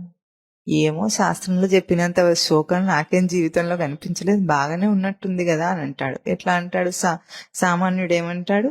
సుఖస్యానంతరం దుఃఖం, దుఃఖస్యానంతరం సుఖం, చక్రవత్ పరివర్తతే, సుఖానిచ దుఃఖానిచ. అంటే సుఖం తర్వాత దుఃఖం, దుఃఖం తర్వాత సుఖం. అంటే దుఃఖం వస్తే ఏం బాధ ఏం లేదు, మళ్ళీ కాసేపటికి సుఖం వస్తోంది, చక్రంలాగా తిరుగుతోంది అంతే కాసేపు అని అంటాడు ఒక సామాన్యుడు. కాస్త తెలివి ఉన్న సాధకుడైతే ఏమంటాడు? దుఃఖ మధ్యే స్థితం సుఖం, సుఖ మధ్యే స్థితం దుఃఖం, జలపంకవత్. అంటే బురదలో నీరు, నీటిలో బురద, రెండు ఎట్లా ఉన్నాయి? కలిసిపోయి ఉన్నాయి. అట్లాగే సుఖం మధ్యలోనే దుఃఖం కూడా ఉంది, దుఃఖం మధ్యలోనే సుఖం కూడా ఉంది. ఎట్లా? అదెట్లా అంటే, ఏదేది తనకు లౌకికమైన దుఃఖాన్ని కలుగజేస్తుందో లోకంలో, ఆ దుఃఖంలో తాను ఒక గుణపాఠాన్ని నేర్చుకుని తనకు మంచే జరుగుతోంది. ఏం జరుగుతోంది? తన వెంపర్లాటకు ఒక చిన్న స్పీడ్ బ్రేకర్. ఒక చిన్న దుఃఖం వచ్చిందంటే తన పరుగు పందెంలో, తన వెంపర్లాటలో ఒక స్పీడ్ బ్రేకర్. అంటే కాస్తైనా నిదానం వస్తుంది వాడికి. లేకపోతే స్పీడ్ బ్రేకర్ లేకపోతే ఎట్లా పరిగెత్తాడో అట్లా ఉన్నాడు. అందుకే వాడికి అప్పుడప్పుడు స్పీడ్ బ్రేకర్స్ వస్తూ ఉంటాయి. అప్పుడు అర్థమవుతుంది తాత్కాలికంగా. స్పీడ్ బ్రేకర్ ఏమిటి? ఆ స్పీడ్ని తాత్కాలికంగానే ఆపుతుంది, అయినా సరే అది ఆపుతుంది. ఆ కొద్దిసేపట్లో కాస్త ఏదైనా విచారణ చేసుకుంటాడేమో అని ఆ దుఃఖం వస్తుంది. అంటే దుఃఖ మధ్య స్థితం సుఖం. తనకి ఏదో కాస్త విచారణ అందుతుంది కాబట్టి అది తనకు సుఖమే. తనను మార్చగలిగే ఒక అవకాశం, తను మారగలిగే ఒక అవకాశాన్ని ఇస్తుంది. సుఖ మధ్య స్థితం దుఃఖం. సుఖంలో దుఃఖం కనిపిస్తుంది. ఎందుకు? ఎంతో గొప్పగా ఏదో సాధించాలనుకుంటాడు, గొప్పగా లోకంలో ఎవ్వరూ చేయనంత గ్రాండ్ గా పెళ్లి చేయాలనుకుంటాడు కూతురికి. అసలు పురుషుడు సంపాదించిన ఆ సంపాదన అంతా ఎందులో ఇన్వెస్ట్ చేస్తాడు? రెండిట్లో ఇన్వెస్ట్ చేస్తాడు. ఒకటేమో ఇల్లు కట్టుకోవాలి, రెండేమో పిల్లల పెళ్లి చేయాలి. అప్పటికి వాడు ఎట్లా ఉంటాడంటే సంపాదించిందంట ఈ రెండింటికి సరిపోతే సరిపోయింది అన్నట్లు. లోకంలో ఎవరికీ లేనంత సౌఖ్యంగా నా ఇల్లు ఉండాలి, అందరూ చూసి ఈర్ష్యపడే అంతగా ఉండాలి. పెళ్లి చేస్తే కూడా మినిమం 10 సంవత్సరాలు చెప్పుకోవాలి అని అనుకుంటాడు. ఇప్పుడు ఎంత ప్రయత్నం చేస్తే కష్టమే, చేయలేడు వాడు. మినిమం 10 రోజులు కూడా చెప్పుకోరు. నీ తర్వాత ఇంకోటి రెడీగా ఉన్నాడు, నీకంటే గొప్పగా వెంపర్లాట ఉన్నవాడు వాడు, నీకంటే స్పీడ్గా పరిగెత్తుతున్నవాడు, సావడానికి నీకంటే స్పీడ్ ఉంది వాడికి. కాబట్టి అంత మనం ఊహించలేము. ఒకప్పుడైతే కొన్ని కాలాలు అట్లా చెప్పుకోవడానికి, ఒక తరానికైనా చెప్పుకోవడానికి ఉండేది. ఇప్పుడు అట్లా లేదు, 10 రోజులే. అంత కూడా ఉందో లేదో మరి, అంత చపలమైపోయింది. ఇప్పుడు దీంట్లో ఎట్లా ఉంటుంది, ఈ రోజే నువ్వు ఒకటి చేస్తే మర్నాడే ఇంకొక వాడు నిన్ను ఇంకో ఇన్విటేషన్ ఇచ్చి పిలుస్తాడు. ఇప్పుడు మా పెళ్లి చూడంటాడు, నీది అయిపోయింది నాది చూడంటాడు. వీడు చేసిన అరేంజ్మెంట్స్ అన్ని వాడి అరేంజ్మెంట్స్ ముందు వెలవెలపోయినాయి. అప్పటికే సుఖం నుండి కాస్త బయట పడనే లేదు, ఆ బిల్లులని పే చేయనే లేదు, ఇంకా వాడు చేసిన ఖర్చుకి అప్పటికే ఈర్ష్య అసూయలు వచ్చేసినాయి. వీడు నాకంటే బాగా చేస్తున్నాడు అని. అంటే సుఖం మధ్య స్థితం దుఃఖం, ఈ రెండు ఏమిటి? Speed breakers. తనకి అడ్డు అదుపు లేకుండా వెళుతున్న ఆ పరుగు పందెంలో వాడిని స్పీడ్ బ్రేకర్స్ అనమాట. జల పంకవత్, ఒక దాంట్లో ఒకటి మిక్స్ అయిపోయి కలిసిపోయి ఉన్నాయి, వేరు చేయలేకుండా. ఇంకా కాస్త తెలివొచ్చిన సాధకుడు అయిన వాడు ఏమంటాడు? ఏ హి సంస్పర్శజా భోగాః దుఃఖయోనయః ఏవతే. అంటే ఏదైతే నువ్వు ముట్టుకుంటావో, నీ చేత తగలబడిందో, సంస్పర్శజాః భోగాః, అవన్నీ దుఃఖయోని, దుఃఖమునకు యోని, ఉద్భవ స్థానాలు. ముట్టుకున్నావా చచ్చావే. ఎందుకు? నువ్వు బయటగా తవ్వుతావు దాన్ని. దుఃఖం అంటే దోషమైన త్రవ్వటం, దోషైన ఖనతి. అంటే తనను వదిలి దాన్ని త్రవ్వుతాడు, ప్రయత్నం చేస్తాడు. నువ్వు బయటికి వెళ్ళటం అంటేనే అర్థం అది. తన నుండి తనలో తానే విచారణ చేసుకోకుండా బయట ఏదైనా సరే కనీసం ఉపమానాత్మకంగా చేయాలనుకున్నా కూడా అది దుఃఖయోనియే. దాంట్లోంచి దుఃఖమే వస్తుంది. ఎందుకు బయట ఎందుకు చేశావు అసలు ఆ పనిని అని నేను ప్రశ్నిస్తుంది ప్రతిసారి. ముట్టుకుంటే చాలు. అంటే ఇది స్పీడ్ బ్రేకర్ కాదు. అవేమో ఇందాక స్పీడ్ బ్రేకర్స్. ఇదేం చేస్తుంది? మొత్తం స్పీడ్ ఆగిపోవాల్సిందే. ఆపేయి. ఏం చేయాలి? ఏది ముట్టుకున్నా దుఃఖమే, ఏది చేద్దామన్నా దానికి స్పష్టత లేదు. స్పష్టత ఒకటే చోట ఉంటుంది, ఇంకొక దాన్ని బయటగా ఎంత స్పష్టంగా ప్రసారం చేయాలనుకున్నా కూడా ఆ స్పష్టత పూర్ణంగా బయటికి రాదు. ఎందుకు రాదంటే దీంట్లో కూడా ఒక కిటుకు ఏమిటంటే బాగా మనం అర్థం చేసుకోవాలి. ఇప్పుడు మనము లోపల తన స్వరూపం స్పష్టమైతే బాహ్య తన క్రియ కర్మ రూపంలో స్పష్టంగా బయటకు వస్తుంది అని అన్నాం అనుకుందాం. ఎట్లా వస్తుంది? ఇప్పుడు చేసేవాడి గ్రహింపుకేమో తన స్పష్టతయే బయట ప్రసారమైంది. తాను ఏదైనా పని చేయాలనుకున్నప్పుడు స్పష్టంగా తన ఉనికిని ధారణ చేసి నిలుపుకొని ఉనికి యొక్క స్మృతిలోనే దాన్ని బయటికి ప్రసారం చేస్తున్నాడు, ధారణలోనే. కానీ అది బయటికి వచ్చేసరికి ఆ బయట రూపము ఎవరి చేత చూడబడిందో వాడికి ఆ స్పష్టత ఉండొద్దు. ఇప్పుడు బయట క్రియారూపము అది చేసిన వాడికి, ప్రయోగం చేసిన వాడికి కర్మరూపం. కానీ బయట రూపం ఏమిటి? దానికి క్రియారూపం, ఒక పని రూపంలో కనిపిస్తుంది. ఈ పని రూపము బయట విషయాత్మకమైన ఔపాధికమైన వాటి మీద ఆధారపడమే కాకుండా ఎట్లా ఉంది? చూసేవాడి మీద ఆధారపడింది. ఇప్పుడు వాడు చూసి సర్టిఫై చేయాలంటే అది స్పష్టంగా ఉండదు. ఎందుకు? వాడి లోపల వాడు స్పష్టంగా ఉంటే అది స్పష్టంగా కనిపిస్తుంది. కానీ చేసిన వాడికి ప్రయోగం ఎట్లా ఉంటుంది? వాడు నేను స్పష్టంగా చేశానని అనుకుంటాడు. బయట అది ఫెయిల్ అయిందా పాస్ అయిందా తనకు అనవసరం. తాను ఉనికిని స్పష్టంగా ప్రయోగం చేశాడు, తన ఉనికి స్వరూపాన్ని తాను పొందాడు. బయట క్రియారూపము మళ్ళీ వేరే అన్ని అంశాల మీద ఆధారపడింది. కాబట్టి బయటకు వచ్చింది స్పష్టత కాదు. తన లోపల తన గ్రహింపు మాత్రమే స్పష్టమైంది. ఇప్పుడు ఏది బయటికి వచ్చి ముట్టుకోవాలన్నా సరే, నువ్వు ఎక్కడ వేలు పెట్టినా సరే అది దుఃఖయోని, దుఃఖమునకే కారణమవుతుంది. అంటే దోషమైనది. నీకే బుద్ధి వచ్చి నువ్వు వెనక్కి తీసుకోవాల్సిందే, ఉపసంహారం చేసుకోవాల్సిందే. ఎందుకు? నువ్వు ఎంత స్పష్టంగా చేశానని అనుకున్నప్పటికీ ఏముంటుంది, దాంట్లో స్పష్టత లేదు అన్న ఒక బాహ్య అంశము కనపడుతూ ఉంటుంది. అది అందరితో సంబంధించింది. చూసే వాళ్ళ గ్రహింపు అంతా అక్కడ ప్రసరం అవుతుంది కదా. వాళ్ళ గ్రహింపులో వాడు ఎట్లా ఉందంటే అట్లా ఉంది. ఒక పాకం చేసాము, ఎట్లా ఉంది, ఉప్పు ఎట్లా వేస్తారు అంటే మోతాదుగా వేయాలని అనుకుందాం. మోతాదుకి ఏమిటి ప్రమాణం? ఉప్పగా తినే ఇష్టం ఉన్నవాడికి ఉప్పు తక్కువైందంటాడు, ఉప్పు తక్కువగా తినే ఇష్టం ఉన్నవాడికి బాగుందంటాడు. దానికంటే అది సాపేక్షికం అవుతుంది. అప్పుడు వాడితో పోల్చి అయిపోయింది అది. ఇప్పుడు అది బాగుందా బాగలేదా అంటే చేసేవాడు ఎట్లా చేశాడు? స్పష్టంగా ఎంత ఆ పాకానికి కావాలో సరిపడ వేశానని అనుకుంటాడు. ఆ సరిపడ ఎట్లా ఉంటుంది? వీడి స్పష్టతకు సరిపోయింది, అది పాకం అయిపోయింది. కానీ ఇప్పుడు ఆ పాకం బాగుంది అని అనిపించుకొని దానికి స్పష్టత రావాలంటే మాత్రము రాదు. ఎందుకు? తినేవాళ్ళందరూ వేరు వేరు అభిరుచులతో ఉన్నారు అక్కడ. వాళ్ళ అభిరుచిని బట్టి అది బాగుందో బాగాలేదో నిశ్చయం చేసుకుంటున్నారు. ఇప్పుడు చేసిన వాడికి స్పష్టత, కానీ ఆ క్రియారూపంలో ఉన్నదానికి స్పష్టత అన్న బ్రాండ్ మనం ఇవ్వలేం. అందుకే ఏది ముట్టుకున్నా సరే, బయట ఎంత చేయాలనుకున్నా సరే, తనలో తనకున్న స్పష్టత అక్కడ రాదు. బాహ్యమైన అంశముల మీద ఆధారపడింది కాబట్టి అది రాదు. అందుకే దేంట్లో వేలు పెట్టకుండా, ముట్టుకోకుండా ఉండగలగటమే అన్నిటికంటే ఉత్తమం. ఇప్పుడు ఈ మూడు కూడా ఎట్లాగూ తనకి ఒకటి సుఖమైన దుఃఖమైన.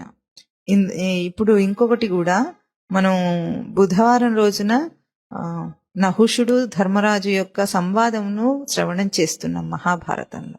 అందులో నహుషుడు పరమార్థమును గురించి అడిగితే సుఖ దుఃఖములకు అతీతమైనది ఏదో అది పరమార్థం అని చెప్తాడు ధర్మరాజు. నహుషుడు అంటాడు, సుఖ దుఃఖములకు అతీతమైంది ఇంకొకటి ఉందని నాకు అనిపించటం లేదంటాడు. మళ్ళీ పరిప్రశ్న చేసేటప్పుడు, సుఖ దుఃఖములకు అతీతమైన ఇంకొక రూపం ఉన్నట్లే నాకు తెలియటం లేదు, దాన్ని నువ్వు పరమార్థం అన్నావు, అదేమిటి నాకు తెలియటం లేదు అంటున్నాడు. ఇక్కడ మనము తన స్థితిని విచారణ చేసుకోవాలి. జీవుడికి ఇప్పుడు సాధకుడికి తనకు సుఖ దుఃఖములకు అతీతమైన ఏ ఒక్కటైనా గోచరం అవుతుందా? గోచరం అంటే తన గ్రహింపుకొస్తుందా? ఎక్కడైనా కొద్దిగా అయినా సుఖ దుఃఖములకు అతీతమైన ఒక స్థితి తనకు ఎప్పుడైనా, ఎట్లాగూ స్వింగ్ చేస్తున్నప్పుడు తన బ్యాలెన్స్డ్ స్టేట్ ని ఒకసారి టచ్ చేసి ఎట్లాగైతే వెళుతున్నాడో, ఆ టచ్ చేసింది ఎప్పుడైనా స్ఫృతికి వస్తుందా? ఎక్కడైనా తగిలిందా నీకు ఇంతవరకు జీవితంలో? ఒక్కసారి ఆ తగిలిన దాన్ని బట్టే నీ స్థితి నీకు అర్థమవుతుంది, నీ చపలత్వం ఎంతుందో నీకు అర్థమవుతుంది. ఇది తనను తాను తరచి చూసుకోవడానికి ఒక స్పష్టమైన విధానం. ఎందుకు? అందరికీ ఇప్పుడు శాస్త్రం విధించింది అందరికీ సరిపడకపోవచ్చు. ఎక్కడెక్కడ ఉన్నవాడికి వాడి స్టేట్ వాడు విచారణ చేసుకోవాల్సిందే తప్ప నువ్వు నీ లెవెల్ ఏమిటని మీటర్ పెట్టి కొలిచి చెప్పేవాడు ఎవడు ఉండడు, ఒక గురువు తప్ప. ఇప్పుడు తన విచారణకి తాను తీసుకున్నప్పుడు సుఖము దుఃఖము ఈ ఊపులో తాను ఊగుతున్నవాడు ఎప్పుడైనా వాటి రెండింటికి అతీతమైన ఒక స్థితిని తాను అనుభవిస్తున్నాడా, అనుభవించటం లేదా? ఇది తరచి చూసుకుంటే వాడి స్థితి వాడికి అర్థమవుతుంది. ఏం అనుభవిస్తున్నాడు అంటే,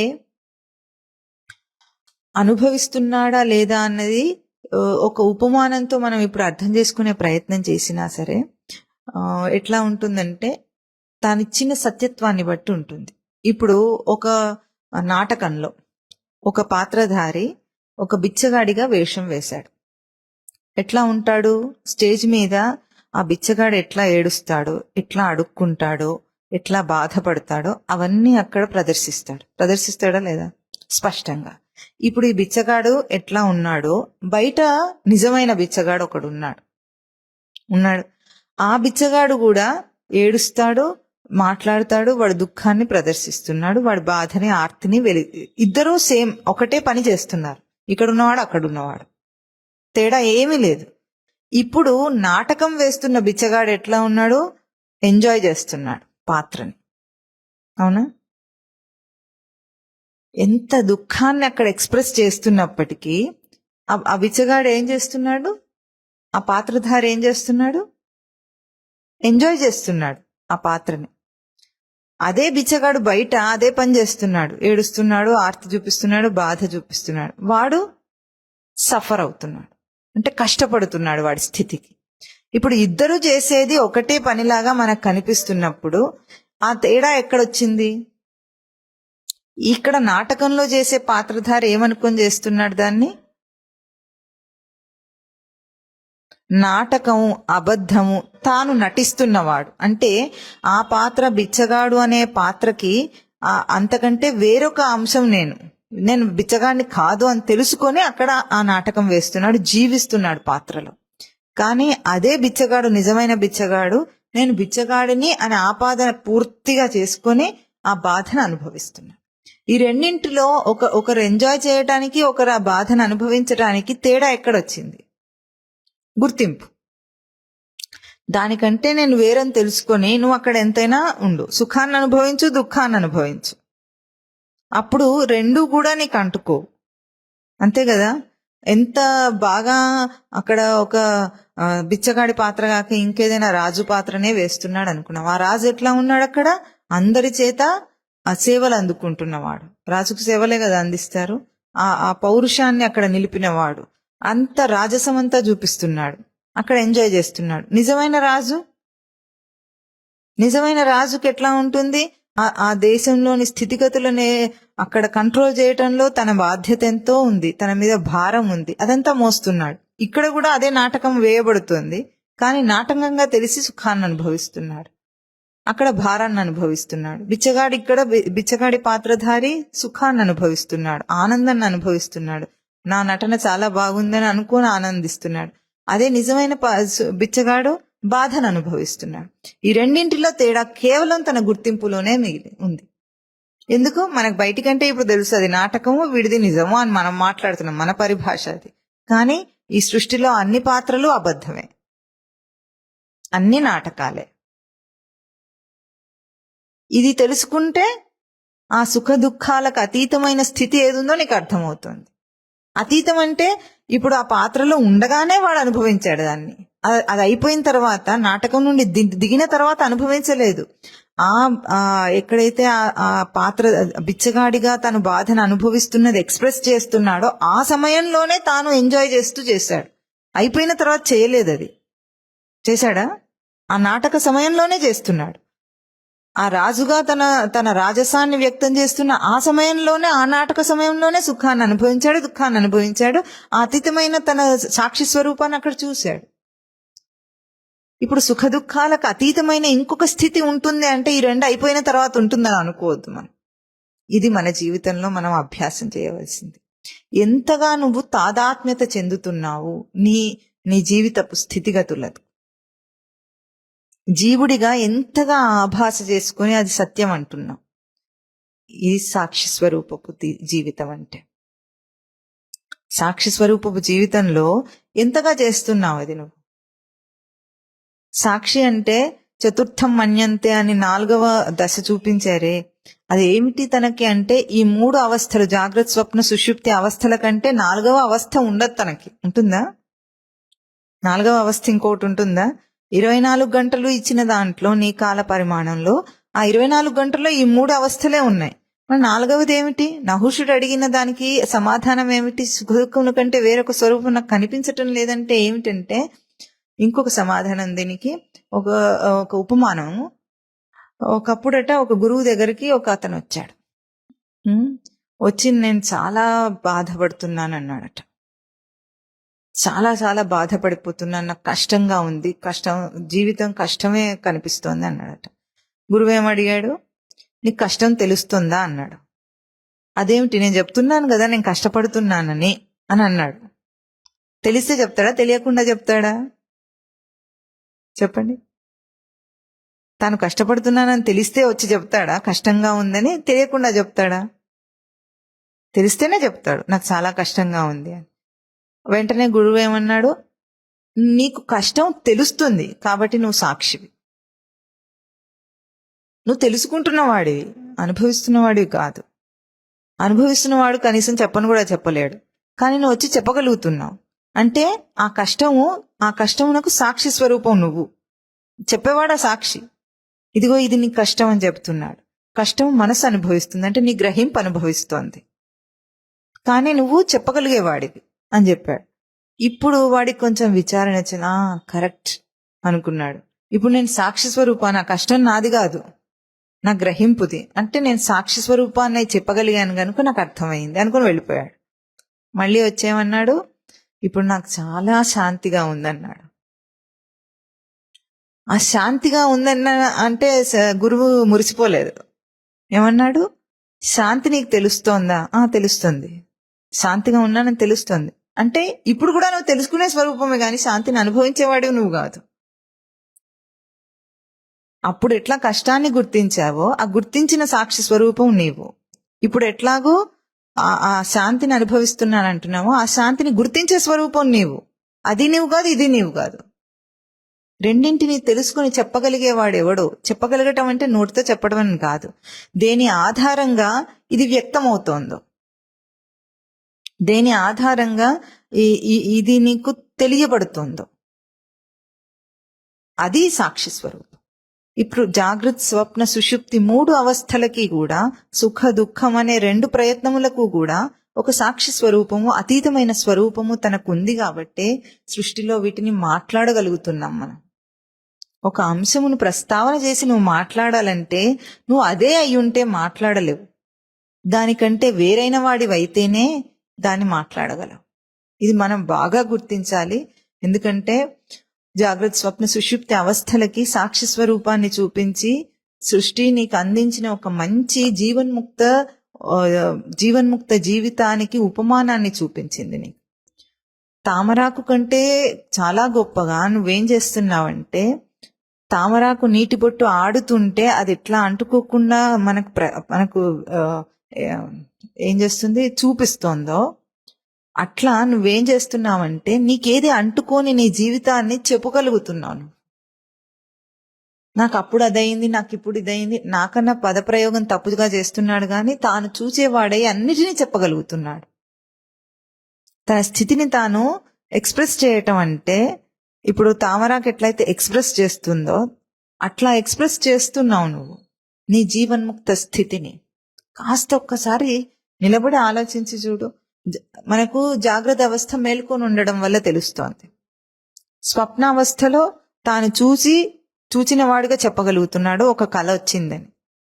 సుషుప్తిలో తెలియటం లేదు. సుషుప్తిలో ఎవరు చూసి చెప్పారు అంటే, మనం శాస్త్రం ఏం చెప్పింది, మెలుకొచ్చిన తర్వాత నాకు తెలుస్తుంది కనుక, నువ్వు చెప్పగలుగుతున్నావు కనుక, గాఢ నిద్రను అనుభవించానని చెప్పగలుగుతున్నావు కనుక అక్కడ సాక్షి స్వరూపం ఉంది అని అంటున్నావు. కానీ జాగ్రత్త అవస్థలో నువ్వు మేలుకొని ఉన్నది విషయాలలో కాదు. ఆ విషయాలలో మేలుకొని ఉందన్న వల్ల నీకు తెలియటం లేదు. అది నువ్వు సాక్షి స్వరూపంగా జాగ్రత్త అవస్థలోనూ ఉన్నావు, సాక్షి స్వరూపంగా స్వప్నావస్థలోనూ ఉన్నావు, అదే సాక్షి స్వరూపంగా సుషుప్తిలోనూ ఉన్నావు. సుషుప్తి అంటే భౌతికంగా మేలుకొని నిద్రపోయిన స్థితిలో గనుక నీకు అది అర్థమైంది. కానీ జాగ్రత్త అవస్థలో మేలుకున్నందువల్ల, ఇంద్రియాములన్నీ యాక్టివ్గా ఉన్నందువల్ల నాకు తెలుస్తుంది అనుకుంటున్నావు. తప్పు. ఇప్పుడు కూడా నీకు సాక్షి స్వరూపం వల్లనే నీకు అది తెలుస్తోంది.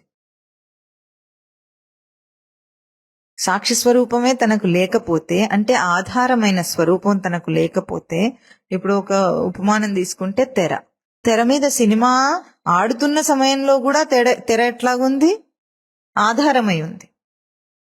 అయిపోయిన తర్వాత కూడా ప్రొజెక్టర్ నుండి ఆ ఫిల్మ్ ప్రొజెక్ట్ చేయటం ఆగిపోయిన తర్వాత కూడా అది ఆధారంగా అట్లాగే ఉంది. దానికి ఏం తేడా రాలేదు. అప్పుడు అదేమీ శ్రమను అనుభవించలేదు, పిక్చర్ దాని మీద ప్రొజెక్ట్ అయినందువల్ల. ఆ తర్వాత తను ఉపసంహారం అయినందువల్ల తనేం రిలాక్స్ కాలేదు. దానికి ఏమీ తేడా ఎట్లా లేదు. నీ స్వరూపం అట్లాగే ఉంది. నీకొచ్చే సుఖ దుఃఖాల వల్ల నువ్వు అదేమీ చంచలత్వాన్ని అనుభవించటం లేదు. ఇప్పుడు చపలమైంది అన్న తన స్థితి దేనితో పోల్చి, అతిశయ చపలం అని జీవుని స్థితిని చూపించారే, జీవితాన్ని, అది దేంతో పోల్చి?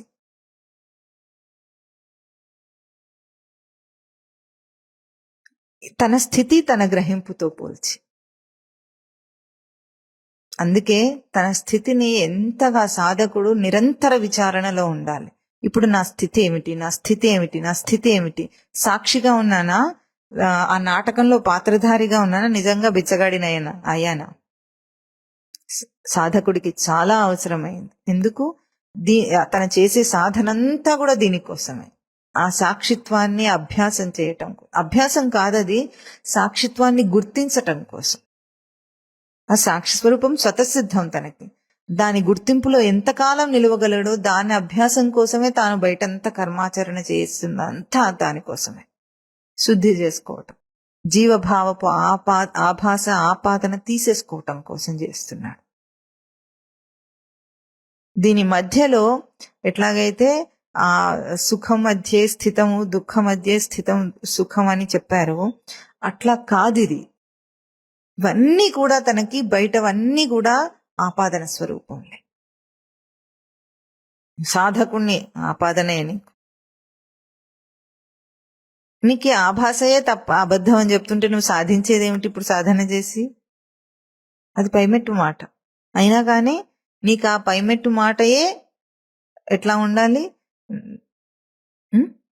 ఏమన్నా ఆదర్శం కాదు, నీకు అది ఎట్లా ఉండాలంటే నీ గమ్యాన్ని ఎప్పుడూ నువ్వు దృష్టిలో పెట్టుకొని ఉన్నట్లుగా, నీ నిజస్వరూపాన్ని ఎప్పుడూ ధారణ చేసి ఉన్నట్లుగా. అది నేను కాదని తెలిసి దానికోసం నువ్వు సాధన చెయ్యి. ఎందుకు? ఇప్పుడున్న నీ చిత్తాన్ని శుద్ధి చేసుకోవాల్సింది. కానీ నీకు మాత్రం అదే ఎప్పుడూ కూడా ధారణను నిలిచి ఉండాలి. నాకు ఇవన్నీ ఆపాదన స్వరూపాలే. అవునన్నా కాదన్నా, సుఖమన్నా దుఃఖమన్నా చంచలత్వం అన్నా ఏదన్నా సరే, నీవిదెవరన్నా ఏదన్నా అవన్నీ ఆపాదన చేసుకున్న స్వరూపాలే. వీటికి అడ్డం ఏమొస్తున్నాయంటే 2 అంశములను ఎత్తి చూపించారు ఇక్కడ శంకరులు. వ్యాధి, అభిమానం. దేహానికి వ్యాధి, మనస్సుకి అభిమానం. దేహానికి వ్యాధి, సమస్తం లోకం వ్యాధిగ్రస్తం, సమస్తం లోకం అభిమానగ్రస్తం, అందుకే శోకహతం. దేహం యొక్క ఈ చంచలం అన్నాం మనం. ఎందుకు? పరిణామ పేశలం అన్నాం. అంటే మార్పులు చెందటంలో దిట్ట అనేశారు. దేహము మార్పులు చెందటంలో దిట్ట అన్నది ఏ రూపంలో సత్యము, ఎంత దాకా సత్యం? మనకు శాస్త్రం చూపించింది, మన స్వానుభవం చెప్పేది 2. ఒకటేమిటి? దశలు మారుతున్నాయి దానికి. దేహము పెరుగుతుంది నిత్యం. మనకేమో కొన్ని సంవత్సరాలకి కొంచెం తేడా కనిపిస్తుంది, కానీ అది రోజు రోజు మారిపోతుంది. రోజు కొన్ని 100 కణాలు అందులో పుడుతున్నాయి, 100 కణాలు చచ్చిపోతున్నాయి. అది ఎప్పుడూ మార్పు చెందుతూనే ఉంది. ఈ మార్పు చెందుతున్న దాంట్లో శైశవ, కౌమార, బాల్య, యవ్వన, వార్ధక్య దశలన్నీ వస్తున్నాయి. ఈ మార్పులు చెందుతున్న దేహము అని మాట్లాడే దాంట్లో దీని మార్పు భౌతికమని మనకందరికీ విచారణ అక్కర్లేదు, కనిపిస్తోంది. ఇది ఎవరో చెప్తే తెలిసిందా? మనకే తెలుస్తోంది. ఇది చంచలం, అతి చంచలం అందా. రోజు మారుతుంది, మారిపోతూనే ఉంటుంది. ఈ రోజు ఉన్నట్లు రేపు ఉండటం లేదు.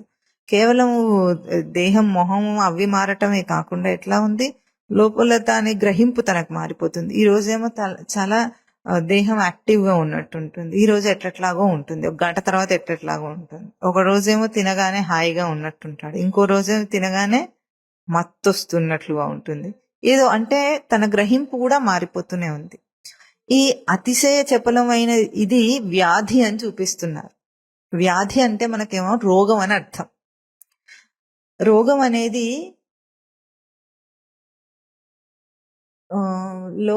ఒక దైహిక మార్పు. వ్యాధి అంటే మనం ప్రసిద్ధంగా రోగం అనేస్తే దైహిక మార్పు. కానీ వ్యాధి శబ్దానికి ఇక్కడ నిర్వచనం ఏం చూపించారంటే, స్వరూపమైన అధిష్టాన ఆధ్యాత్మికమును నిలుపుకొనుటలో వివిధములైన అసమర్థత వ్యాధి. దైహిక మార్పు వల్ల తన సమర్థత మార్పు చెందకుండా ఉండాలి. కానీ మనకెట్లా ఉంది? ఈ రోజు బాగుంటే నేను బాగున్నాను, దేహం బాగుంటే బాగున్నాను, రేపు బాగాలేకపోతే నేను బాగాలేను. అంటే తన ఆధ్యాత్మిక అధిష్టానమైన స్మృతి దాన్ని నిలుపుటలో అస్పష్టత వస్తుంది ఎప్పటికప్పుడు. ఇప్పుడు బాగున్నా, ఇప్పుడు బాలేను. ఇది వ్యాధి రూపంలో మనకి ఆ, దైహికమైన మార్పు రూపంలో తెలుస్తుంది. కానీ మనకు అది వ్యాధి కాదు. ఇదేమో భౌతిక ఎక్స్ప్రెషన్ బయటికి. దేహంలో ఒక చిన్న మార్పు రావటము, చెడిపోవటము, వ్యాధి రూపంలో అది అది ఎక్స్ప్రెస్ కావటం. కానీ లోపల ఏమిటంటే దాని యొక్క తేడా ఎక్కడ? తాను దాన్ని ధారణ చేయటంలో. ఇప్పుడు కడుపులో నొప్పి అందాం. కడుపులో నొప్పి అన్నప్పుడు అది బయటికి ఒక వ్యాధి రూపంలో కనిపిస్తుంది. కడుపు నొప్పి అని. కడుపులో అల్సర్ ఉంది అన్న. ఆ అల్సర్ భౌతికంగా ఒక మార్పు, వ్యాధి. కానీ వ్యాధి అన్న నిజం, ఆ అభౌతిక అంశం ఏమిటంటే నీ ఆధ్యాత్మిక స్వరూపాన్ని స్పష్టంగా నిలుపలేకపోవటం అనేది వ్యాధి. ధారణ చేయలేకపోవటం వ్యాధి. ఇంకొక ధాతువు కూడా చూపించారు వ్యాధి శబ్దానికి. వ్యధ తాడనే ధాతువు, టూధాయి ధారణ పోషణయ ధాతు. రెండు కూడా విలక్షణ ధాతువులు. తాడనం అంటే బాధించుకునుట. మనమేమనుకుంటున్నాం, దేహం చేత బాధింపబడుతున్నాడు గనుక, ఆ నొప్పిని అనుభవిస్తున్నాడు గనుక వ్యాధి అన్నాం దాన్ని. కానీ అక్కడ తాను చేస్తున్న పని ఏమిటంటే తన స్వరూప ధారణ చేయలేక అక్కడ తాను బాధను అనుభవిస్తున్నాడు. ధారణ లేదు, ధారణను నిలుపలేని కారణంగా తాడనం. అదే లోపల కడుపు నొప్పిగా ఉన్నా సరే తన ధారణను నిలుపగలిగితే అది వ్యాధి కాదు, దైహిక మార్పు అనొచ్చు దాన్ని. కానీ మనం దాన్ని ఒక వ్యాధి అనే ఒక పేరిచ్చి దానికి ఈ వ్యాధి చేత నేను బాధపడుతున్నాను అనే ఒక సంజ్ఞనిచ్చి అక్కడ మనం ప్రవర్తిస్తున్నాం. అదేదో దేహానికే తప్పు అన్నట్లుగా, దేహ దోషమే అన్నట్లుగా. కానీ తనకు దోషం అన్నట్లుగా తన గ్రహింపు దోషం అని తను గుర్తించటం లేదు అక్కడ. ఏదేమైతే ఏమిటి, దాని మార్పులు దేహానికి ఏం తెలియదు. దానికి ఏమైనా పట్టా? దోషం వచ్చినా దానికి ఏం పట్టిలేదు, దోషం రాకపోయినా దానికి ఏం పట్టిలేదు. దాని వ్యవస్థ నడుస్తూనే ఉంటుంది, ఎట్లా ఉంటే అట్లా నడుస్తుంది.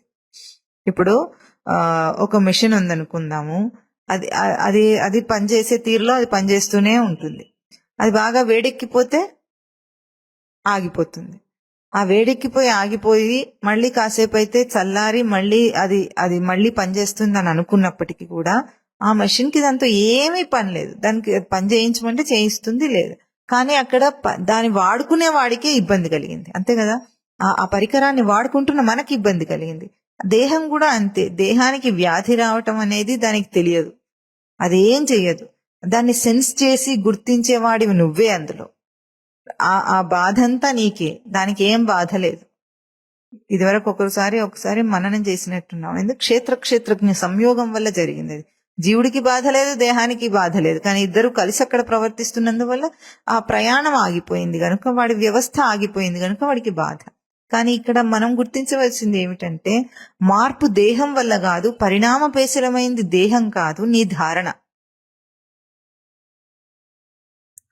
తన ఆధ్యాత్మిక స్వరూపాన్ని దేహమునందు గుర్తించి నిలిపే ధారణ మారిపోతుంది. ఇప్పుడున్నట్లు మరుక్షణం ఉండటం లేదు. ఆ మార్పును దేహం మీద ఆపాదన చేసి దేహం పరిణామ పేశలం అనేసాం మనం. ఇప్పుడు వ్యాధి దేహానికి సంబంధించిందా తనక? దేహంతో పోల్చా, తనతో పోల్చా? ఏదేమైనా సరే తన స్థితిలో మార్పు లేకుండా ఉంటే వాడు వ్యాధిగ్రస్తుడు కాదు. ఏం కాకపోయినా సరే నిమిషానికి ఒకలాగా ఉన్నాడంటే వాడు వ్యాధిగ్రస్తుడు. దేహం అంతా ఫిట్ గానే ఉంది, కానీ వాడి ధారణ గ్రహింపు ఒక్కసారి చెప్పలంగా ఉంది, ఒక్కోసారి ఒక్కోలాగా ఉంటుంది. ఈ క్షణాన బాగున్నాను అంటాడు, కాసేపు అయితే బాలేనంటాడు, ఎట్లాగో ఉందంటున్నాడు. వీడు వ్యాధిగ్రస్తుడు. ఎందుకు? అక్కడ వాడి ధారణ మారిపోయింది. దేహం బాగానే ఉంది, దేహానికి ఏ రోగం లేదు. అభిమానం అంటే మనసుకు సంబంధించింది, అంటే అభౌతికమైంది. దేహానికి వ్యాధి ఎట్లాగో మనసుకు వ్యాధి అభిమానం అని చూపించారు ప్రసిద్ధార్థంగా. ఈ అభిమానం ఎట్లా ఉంది తనకి? అభిమానం అంటే తాను కొలుచుకున్న తన ప్రకాశం, తనెంత కొలుచుకున్నాడో అంత ప్రకాశం తనకి. అభిమాన పడటం అంటే ఎట్లా ఉంటుంది? లోకంలో ఒక మాట అన్నాడు ఎవరు, భర్త భార్యనే తిట్టాడని అనుకుందాం, అభిమాన పడింది. భార్య భర్తని కసురుకుంది, అభిమానపడ్డాడు. తల్లిదండ్రి కోప్పడితే పిల్లలు అభిమానపడ్డారు. ఇవన్నీ అభిమానాలు పోగా పోగా అన్ని అభ్యాసం చేసి వచ్చి గురువు దగ్గరకు వచ్చి గురువు ఒక మాట సవరణ చేస్తే అభిమానపడ్డాడు. ఇది అభిమానం అంటే తను అనుకున్న తన కొలత ప్రకాశానికి భంగం కలగటం అభిమానం.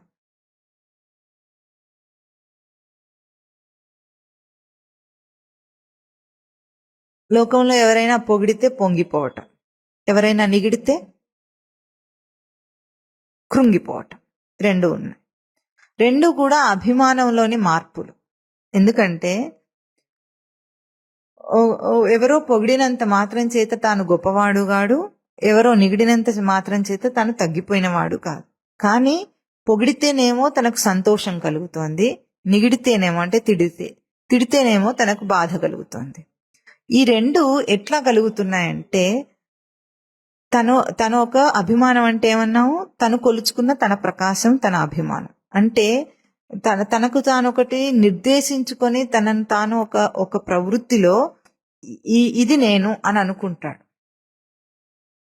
తన ప్రవృత్తి, ఇప్పుడు ప్రవృత్తి యొక్క గ్రాఫ్ గీసుకుంటే మనము ఎట్లా ఉంటుంది, ఈ మొత్తం అంతా ఆ పేపర్ అంతా, గ్రాఫ్ పేపర్ అంతా ప్రవృత్తితో నిండి ఉంటే తాను ఎక్కడ స్పాట్ చేసుకుంటాడు తన లెవెల్ని అని.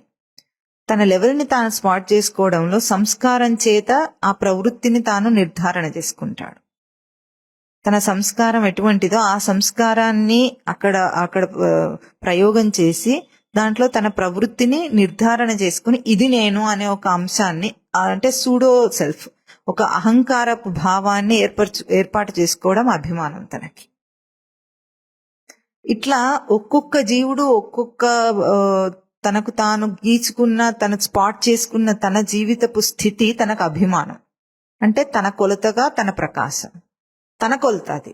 కానీ సృష్టి తనకిచ్చిన కొలత ఎట్లాంటిది, తనకు ఈ అభిమానాలన్నీ, కొలతలన్నీ లేవు, కొలతలకు అతీత స్వరూపుడు. ఇప్పుడు మీటర్ రాడ్తో ఒక వస్త్రాన్ని, ఒక తాన్లో ఒక వస్త్రాన్ని కొలుస్తున్నాం అనుకుందాం. ఇప్పుడు ఈ వస్త్రాన్నంతా మీటర్ రాడ్ కొలుస్తుంది. మీటర్ రాడ్ యొక్క కొలత ఒక మీటర్ అని మనము ఒక కొలతను పెట్టుకున్నాం దాని కొలత దానికేం తెలుసు? నేను మీటర్ అన్నది అనుకుంటుందా? అనుకోదు. మనము ఒక కొలతను తీసుకొని ఇది మీటర్ రాడ్ అని ఒక కొలతను ఏర్పాటు చేసుకొని దీని చేత అన్నిటినీ కొలుస్తున్నాం. కానీ మీటర్ రాడ్కి దానికి ఏం గుర్తింపు లేదు, నేను మీటర్ అని అనుకుంటుందా? కానీ ఇప్పుడు మనిషి ఎట్లా అనుకుంటున్నాడంటే వాడు మిల్లీమీటర్ తెలివి ఉన్నవాడిలాగా అనుకుంటాడు, సెంటీమీటర్ తెలివి ఉన్నవాడిలాగా అనుకుంటారు, మీటర్ తెలివి ఉన్నవాడిలాగా అనుకుంటాడు. అన్నట్లు వాడి తెలివిని, వాడి సంస్కారాన్ని వాడు ఒక పరిమితిలో ఇమిడ్చుకొని దాన్ని అభిమానం చేసుకొని బ్రతుకుతున్నాడు. ఇప్పుడు పొగిడితే పొంగిపోవటము, నిగిడితే కృంగిపోవటం రెండు వస్తాయి అభిమానం అన్న ప్రయోగంలో. ఇప్పుడు పొగిడినప్పుడు ఏం చేస్తాడంటే తన కొలతని ఒక విషయంతో పోల్చి కొలుచుకుంటాడు. అప్పుడు ఆల్రెడీ తన సంస్కారానికి, తన ప్రవృత్తిని నిర్దేశించుకొని ఒక కొలతలో జీవిస్తున్నవాడు ఇప్పుడు ఏమనుకుంటాడు, విషయం యొక్క గొప్పతనంతో తన గొప్పతనాన్ని ఎంచుకొని గొప్ప అయిపోయానని అనుకుంటాడు. ఇప్పుడు ఎట్లా ఉంది, మీటర్ రాడ్తో బట్టను కొలుస్తున్న వాడిలాగా ఉంది. మీటర్ రాడ్ లాగా ఉంటే ఎట్లా ఉంటుంది, నువ్వు ఎన్ని మీటర్లు ఉన్నా సరే ఆ రాడ్ మీటరే ఉంటుంది. నీ దగ్గర ఎంత బట్టున్నా సరే దాంట్లో మార్పేం రాదు. అట్లా తాను ఉండకుండా ఏమనుకుంటున్నాడు, కొలత ఇప్పుడు తగ్గిపోయిందంటే, బట్ట కొలత తగ్గిపోతే వాడుకునేవాడికే కష్టం, బట్ట కొలత ఎక్కువైతే వీడికే, రెండింటితోనూ వీడికే సంబంధం, కానీ రాడ్కేం సంబంధం లేదు. ఎట్లాగో వీడేమో రాడ్ వంటి వాడు, నిజానికి వాడికి కొలత లేదు, ఒక నిర్దేశం చేసుకోవాల్సిన గుర్తింపు లేదు వాడికి. వాడు అపరిమిత స్వరూపుడు, అప్రమేయ స్వరూపుడు. కానీ అభిమాన పడటానికి కారణం ఏమిటంటే పరిధిలో నిలుపుకోవటం, ఆ పరిధిని విషయంతో పోల్చిన పరిధిగా చేసుకోవటం. అంటే సంస్కారపు పరిధి బయట బాహ్య లౌకిక దృష్టితో నిర్ధారణ చేసుకోవటం. ఇది చాలా తప్పు మనిషికి. అందుకే అభిమానం ఉండకూడదు అంటారు. ఎందుకు ఉండకూడదంటే విషయంతో పోల్చిన తన గుర్తింపు మారిపోయేది, తనతో పోల్చిన తన గుర్తింపు అది నిలిచి ఉండేది. తనలో తన గుర్తింపుకి కొలత బయటి దాంతో ప్రమాణం కానప్పుడు అది చెప్పలం కాదు, మారిపోయేది కాదు. కానీ ఎప్పుడైతే విషయంతో పోల్చిన తన గుర్తింపు ఉందో, ఆ అభిమానం కొలత బాహ్య దృష్టితో ఉందో, వాడు పొంగిపోతాడు, కృంగిపోతాడు. సాధిస్తే పొంగిపోతున్నాడు, సాధించకపోతే కృంగిపోతున్నాడు. ఇప్పుడు ఈ రెండు కూడా తనకి ఎట్లా వచ్చినాయి? తనను పరిధి చేసుకోవటం వల్ల వస్తున్నాయని ముందు గుర్తించుకోవాలి. ఏదో బాగుంది, నువ్వు బాగా చేశావు అనగానే పొంగిపోయాడంటే వీటికి అర్థం కావాలి. ఒకటి, బాగా చేసాము, ఒక వంటకం చాలా బాగుంది అని అన్నాం అనుకోండి. ఇప్పుడు ఒక పాయసం వండాం, చాలా బాగుంది అన్నారు. ఇప్పుడు గొప్పతనం వండిన వాడిదా, పాయసందా, తిని గుర్తించిన వాడిదా? చేసిన వాడిని పొగుడుతున్నారు. బాగుంది అంటే వీడేమో నిజంగానే బాగా చేస్తానని అనుకొని పొంగిపోయాడు వాడు. కానీ ఇక్కడ ఆలోచిస్తే అందులో వేసిన పదార్థాల యొక్క మాధుర్యమా, తిని ఆ రుచిని గ్రహించి దాన్ని ఆస్వాదించిన వాడి ఆస్వాదనయా? దేనిది గొప్పతనం? రుచి దేనిది? పదార్థానికి ఆ రుచి లేదు. ఎందుకు లేదు? చేసిన వాడు చేసి అక్కడ పెడితే ఎవరు తినేవాళ్ళు లేకపోతే తిని దాన్ని పొగడరు నిగడరు, అది అట్లా ఉండిపోతుంది. చేసిన వాడికి గొప్ప లేదు, దిబ్బ లేదు, ఏది లేదు, చేసి ఊరుకున్నాడు అంతే. కానీ తిని బాగుందన్నవాడు బాగుందన్నది వాడి గ్రహింపునన్నాడా, పాయసాన్ని అన్నాడా? అపోహలో, భ్రాంతిలో ఏమనుకుంటాడు? చేసిన వాడిని పొగుడుతుంటాడు. అది చాలా బాగుంది, అది చాలా బాగుందంటే దానికి చెప్పండి, లేకపోతే మీ గ్రహింపుకు చెప్పాలి. బాగా ఎట్లా అయింది? నువ్వు తింటే నీ రసనేంద్రియంలో ఆస్వాదింపబడితే దానికి బాగున్న ఆ సంజ్ఞ వచ్చిందా, గుర్తింపు వచ్చింది. లేకపోతే పాయసానికి ఏం బాగు, చేసిన వాడికి ఏం బాగు, చేసిన వాడికి ఏం సంబంధమే లేదు దీంతో. వాడు ఏ పదార్థాలు కావాలో అందులో వేశాడు. సృష్టి అంతా నీ గ్రహింపు మీద ఆధారపడే ఉంది, బాగోగులన్నీ నీ గ్రహింపు మీద ఆధారపడే ఉన్నాయి. ఇప్పుడు అభిమానం అంటే ఎట్లా అవుతుందంటే, చేసిన వాడు కర్తృత్వాన్ని తీసుకొని తన పరిధిని విషయంతో కొలుచుకుంటే, తన సంస్కారాన్ని విషయంతో కొలుచుకుంటే, తన ప్రవృత్తిని విషయంతో కొలుచుకుంటే అప్పుడు వాడికి అభిమానం. అంటే వాడి కొలత విషయాంశంతో ఆధారపడి పరిధిని ఏర్పరచుకుంటున్న కొలత అయింది. నాకు దాంతో ఏమీ పట్టలేదు, నాకు దానికి ఏం రిలేషన్ లేదని అనుకున్నప్పుడు ఇప్పుడు వీడి కొలత ఎట్లాగూ దానితో సంబంధం లేదు కనుక, తనకు స్వతసిద్ధమైన కొలత ఉన్నవాడు కనుక అభిమానం లేదు. కానీ లోకం ఏమంటున్నారు? సమస్తం లోకం అభిమానగ్రస్తం, వ్యాధిగ్రస్తం. అంటే లౌకికంగా దీన్ని ప్రసిద్ధార్థం అర్థం చేసుకుంటే దీంట్లో ఒకటి ఉంది. ఏమిటంటే లోకం అంతా ఈర్ష్య అసూయలతో తిరుగుతున్నారు. దైహికంగా వ్యాధులను అనుభవిస్తూ సమస్తం లోకం ఈర్ష్య అసూయలతో తిరుగుతున్నారు. ఎక్కడ చూసినా సరే తనకు ఈర్ష్య అసూయలే. ఒకడి సుఖం అంటే ఇంకోటికి ఈర్ష్యకు కారణం, అంతేనా? ఒకడికి సుఖము ఇంకొకటి ఈర్ష్యకు కారణం, ఒకడికి దుఃఖము ఇంకొకటి దైన్యత్వము ఇంకొకటి గొప్పకు కారణమవుతుంది. ఇట్లా లోకమంతా దీని చేత కొట్టుమిట్టాడుతుందంటే ఇవన్నిటికీ ఆధారము బయట విషయాత్మకమైన దృష్టి కాదు. విషయాలను మార్చి మనుషులను మార్చాలనుకోవటం అసాధ్యం.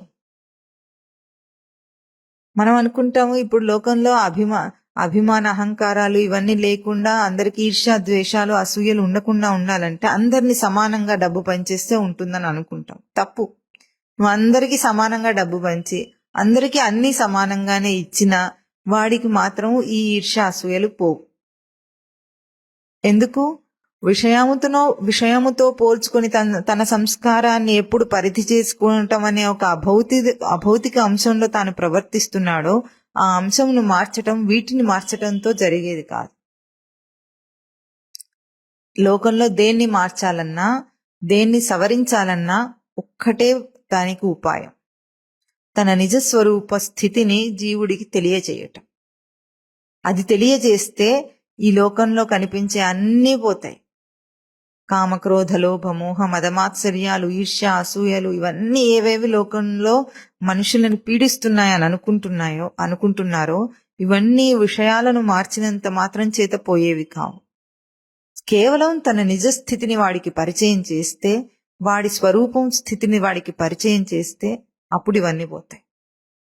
ఇది అభిమానము, వ్యాధి రెండింటి కూడా తన గ్రహింపుయే ఆధారం కనుక, ఒకటి భౌతికంగా వ్యాధి రూపంలో కనిపించేదని చెప్పబడింది, ఇంకొకటి అభిమానం అనే ప్రవృత్తి రూపంలో కనిపించేదని చెప్పబడిన రెండింటికి ఆధారం ఏమిటంటే తాను తన నిజ స్వరూప ధారణను నిలుపుకోలేకపోవటమే వ్యాధి, అభిమానం రెండూ కూడా. స్వరూపధారణను ఎప్పుడు నిలుపుకుంటాడో వ్యాధి లేదు, అభిమానం లేదు. అప్పుడు స్వరూపధారణను నిలుపుకుంటే మొత్తం అంతా పోతుందా, రోగం లేకుండా అయిపోతుందా దేహము అని అంటాడు. ఇప్పుడు అయిపోతుందా? గ్యారంటీ ఇస్తుందా శాస్త్రం? ఇవ్వదు. ఎందుకు ఇవ్వదు? దేహానికి రోగం వచ్చిన సమయంలో కూడా నువ్వు బాధపడుతుంది రోగం చేత కాదు, నీ కొలత గ్రహింపు చేత నువ్వు తెలుసుకోవాలని.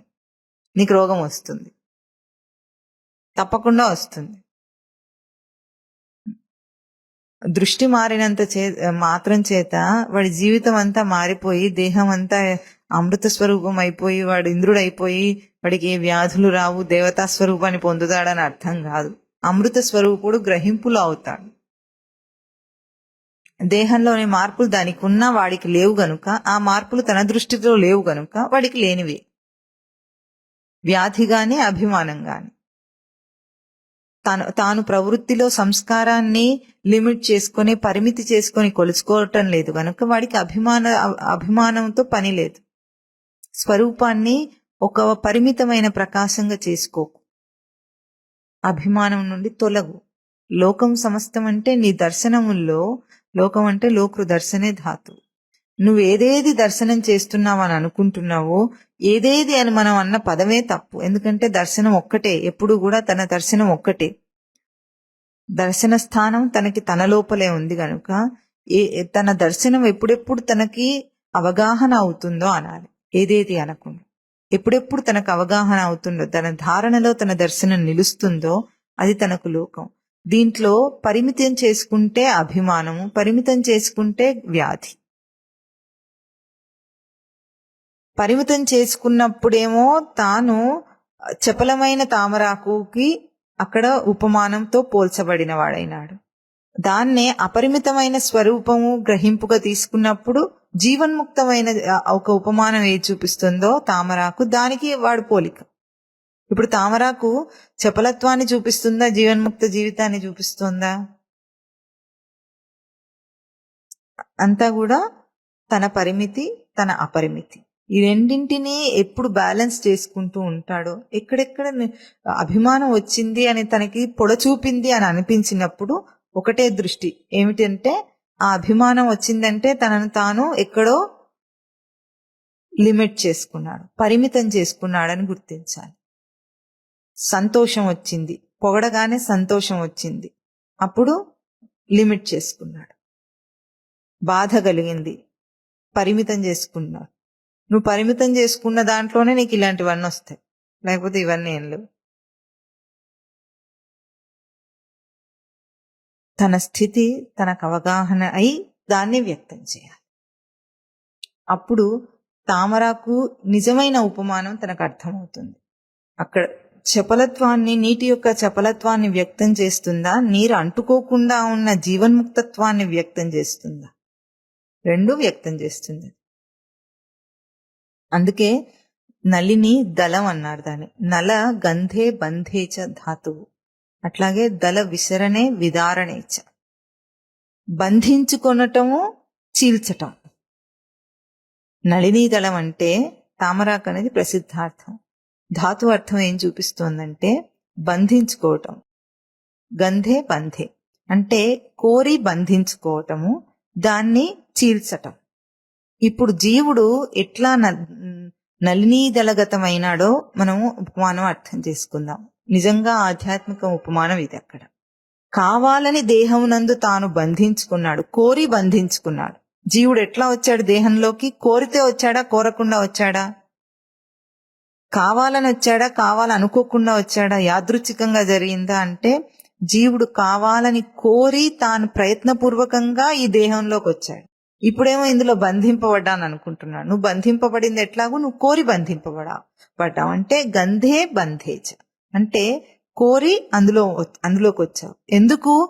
దళం చేయటానికి దాన్ని. ఇందులో ఉండి ఈ ప్రవర్తనలోనే దీంట్లో ఉండి దీనికంటే విలక్షణమైన తన స్వరూపాన్ని దర్శనం చేయటానికి వచ్చాడు. ఇది నళినీదళగతం తనకి. అంటే నళినీదళగత ప్రవర్తన.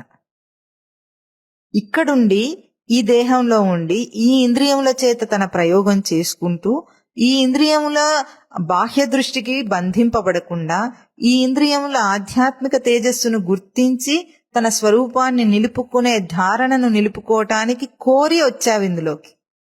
ఇది నళినీదళగతం. దీంట్లో అతి తరళం జలం. ఈ జలం ఏమిటంటే తన జీవితమే తనకు జలస్వరూపం. సృష్టి అంతా జలస్వరూపం, తన జీవితం జలస్వరూపం. అంటే జలం ఏం చేస్తుంటే జలఘాతనే అపవారణే ధాతువు. దీనికి ఘాతనము అపవారణము.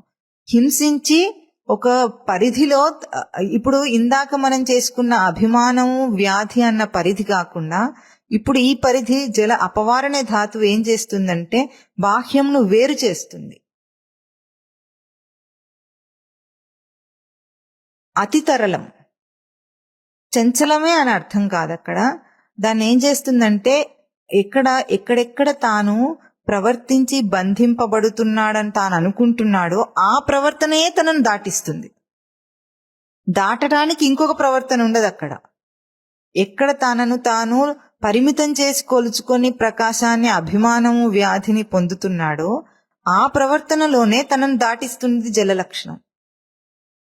అందుకే సృష్టిలో జీవుడు జలం ప్రాధాన్యంగా కలిగిన మనిషి. ప్రాణులన్నీ అంతే, జల ప్రాధాన్యంగా ఉన్నాయి. ఎందుకు? అపవారణం చేస్తుంది అది.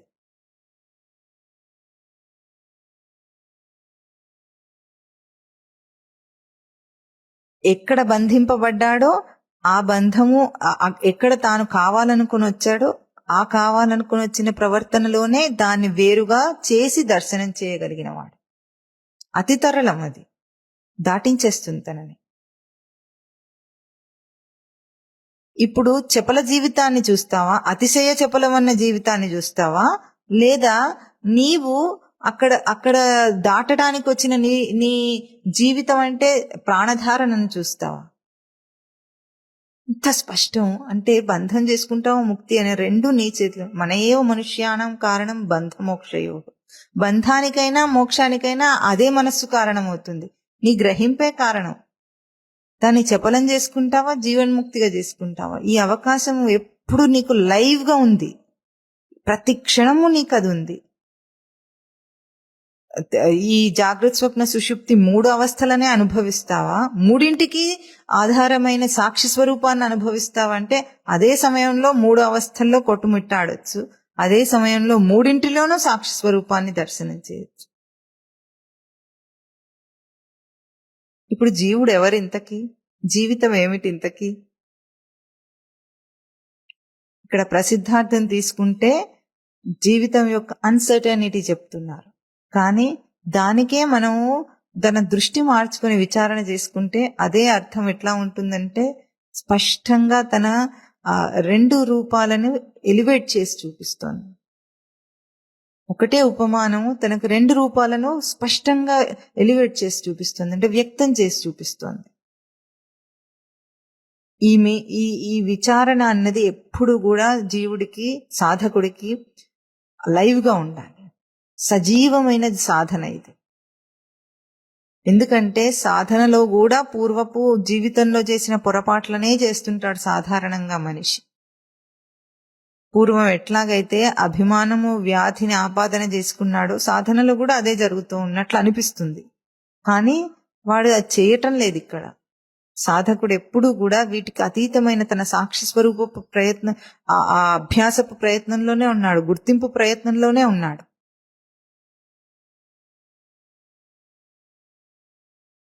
లోకంలో ఏది సాధిస్తే గొప్ప అనుకున్నావో, ఏవేవి ఉంటే నీకు గొప్ప అనుకున్నావో అవన్నీ ఉన్నాయి అనుకుందాం.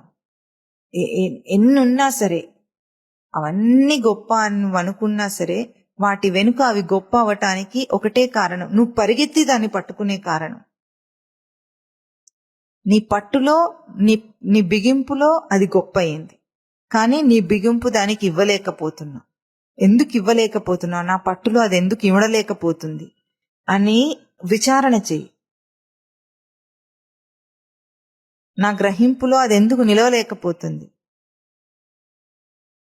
ఎందుకు నిలవలేదు చెప్పండి. తన గ్రహింపులో ఎంత కష్టపడ్డా కూడా తన బిగింపులోకి ఎందుకు ఏవి రావటం లేదు? ఇంత ప్రయత్నం చేసినా తన గ్రహింపులోకి తన బిగింపులోకి ఎందుకు ఏవి రావటం లేదు? చెయ్యి ఎందుకు ఖాళీగానే ఉంది? దీనికి కూడా మంచి ఉపమానం చెప్తారు స్వామివారు.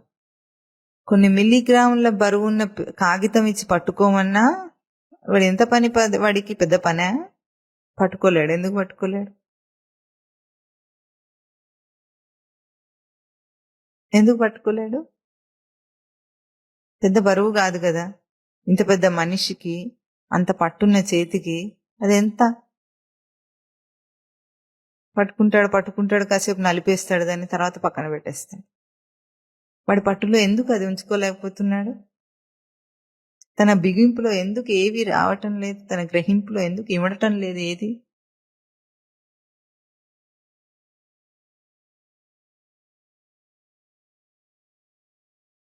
విచారణ చేయండి. కావాలనుకుని పరిగెత్తి పట్టుకున్నాను, ఇప్పుడు ఏం లేదు. ఎందుకు? కాగితం ఎందుకు బరువు అయిందో అందుకు. తనకంటే వేరైనది ఏదైనా సరే, అది ఎంత తేలికైనదైనా సరే, భౌతికంగా ఒక కాగితం ఎంత తక్కువ బరువుదైనా తాను ఎంతలా పట్టుకోలేడో, ఏదైనా సరే తన గ్రహింపులో తను నిలుపుకోలేడు, తనను తప్ప. తన గ్రహింపుకి పట్టు విడుపులు లేవు, అది నిత్యం తనకి స్వతసిద్ధం కనుక.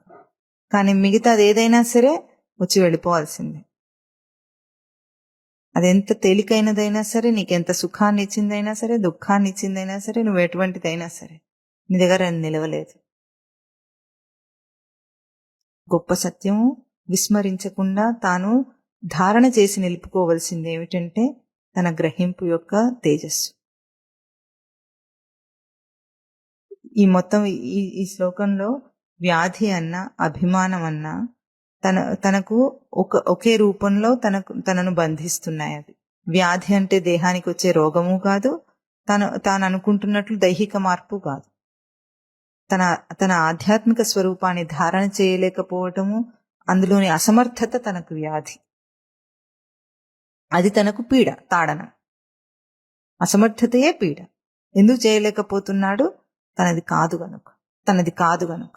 అందుకే మొట్టమొదటి వాళ్ళ మొదలుపెట్టినప్పుడు పరుగు పందెంలో పరిగెత్తుతూ వెంపర్లాడుతున్నాడు అన్నిటి మీదకి. ఆ వెంపర్లాట ఎందుకు తనని అలసిపోయేటట్లు చేస్తుందంటే నీదేది కాదు అని చెప్పటానికి. అది ఇక్కడ ప్రసిద్ధార్థం చూపించిన అర్థం వస్తోంది. అతి తరలం చెప్పలం, అతిశయ చెప్పలం, మారిపోయేదే. క్షణం కూడా నీతో కలిసి ఉండలేదు అది.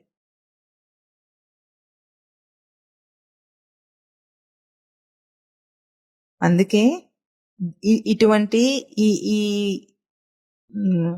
తన ఆభాస స్థితిని తప్పించటానికి గోవిందం భజ. ఇవి చేస్తున్నావు గనుకనే మూఢమతి అంటున్నారు. ఎందుకు?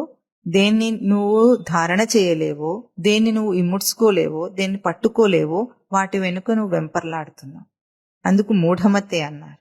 ఇప్పుడు ఈ ధారణ నుండి తప్పించుకోవటానికి, ఈ ఆభాస నుండి తప్పించుకోవటానికి గోవిందం భజ, గోవిందుని భజించు. అంటే నీ స్వరూప ధారణను గుర్తించి నిలుపు. లోకాన్ని మార్చడం దీనివల్లనే సాధ్యం. లౌకిక స్థితిగతులను ఎంత మార్చే ప్రయత్నం చేసినా, సంఘంలో ఏం చేస్తారు? సంఘ సంస్కర్తలు లోకంలోని స్థితిగతులను మార్చాలని ప్రయత్నం చేస్తారు. ఆ స్థితిగతులు మారటం వల్ల జీవుడు మారడు. ఈ లోకంలోని ఈ దోషము, ఈ అస్తవ్యస్త స్థితులు మారవు. కేవలము తన నిజస్వరూపము, తన తేజస్సుని పరిచయం చేసి, అభ్యాసం చేసి, దాన్ని గుర్తించడం వల్లనే మార్పు. ఈ బయట కనిపించే వాటి వల్ల ఏ మార్పులు రావు. వ్యాధి అభిమానములు భౌతికంగా అనుకున్నవి ఏమైనా ప్రసిద్ధంగా అనుకోబడుతున్నవి కూడా వాటి వల్ల మారవు. అందరినీ సమానంగా కూర్చోబెట్టి సమం చేసేసినంత మాత్రం చేత ఈ వ్యాధి అభిమానం పో. ఒకటే దానికి పరిష్కారం ఏమిటి? ప్రతి వాడు కూడా, ప్రతి ప్రాణి, ప్రతి మనిషి కూడా, ప్రతి సాధకుడు కూడా ఏం చేయాలి? తన తేజస్సుని తను గుర్తించి, తన గ్రహింపు విలువను తాను గుర్తించి నిలుపుకోవటం. అది చేస్తే మార్పు వస్తుంది. తనలో తనకే కలిగే ఈ పరివర్తన, పరిణితి, దానివల్ల సృష్టి మారిపోతుంది. నేను ఒక్కడినే మారితే సృష్టి మారుతుందా? కాదు. నీ సృష్టి నీతోనే మారుతుంది. నీది కాక నీకు ఇంకో సృష్టి వేరేది లేదు. బయట ఏది చూస్తున్నావో నువ్వెంత గ్రహిస్తే అది నీకు సృష్టి, లోకం. నీ దర్శనమే నీ లోకం. అందుకే బయట దాని గురించి కాదు, తన గురించిన అంశమును ఇక్కడ ప్రతిపాదన చేయటమే గోవిందం భజ. బయట దాన్ని చూపించి నెగెట్ చేసినట్లుగా, అంటే బయట లౌకిక దృష్టిని అక్కడ తూలనాడినట్లుగా ఉన్న ఆ శ్లోకాల్లో ఒకటే అర్థం, తన గ్రహింపు తేజస్సు విలువను తను గుర్తించటమే అర్థం. అదే గోవిందం భజ అన్న పరిష్కారాన్ని చూపిస్తుంది ఈ స్తోత్రం మనకి. చెప్పండి. నళినీ దళగత జలం అతి తరళం, జలం అతి తరళం, తద్వజ్జీవితం అతిశయ చపలం, విద్ధి వ్యాధ్యభిమానగ్రస్థం, లోకం శోకహతం చ సమస్తం, భజ గోవిందం, భజ గోవిందం, గోవిందం భజ మూఢమతే, సంప్రాప్తే సన్నిహితే కాలే, నహి రక్షతి డుక్రైకరణే. ఓం తత్ సత్.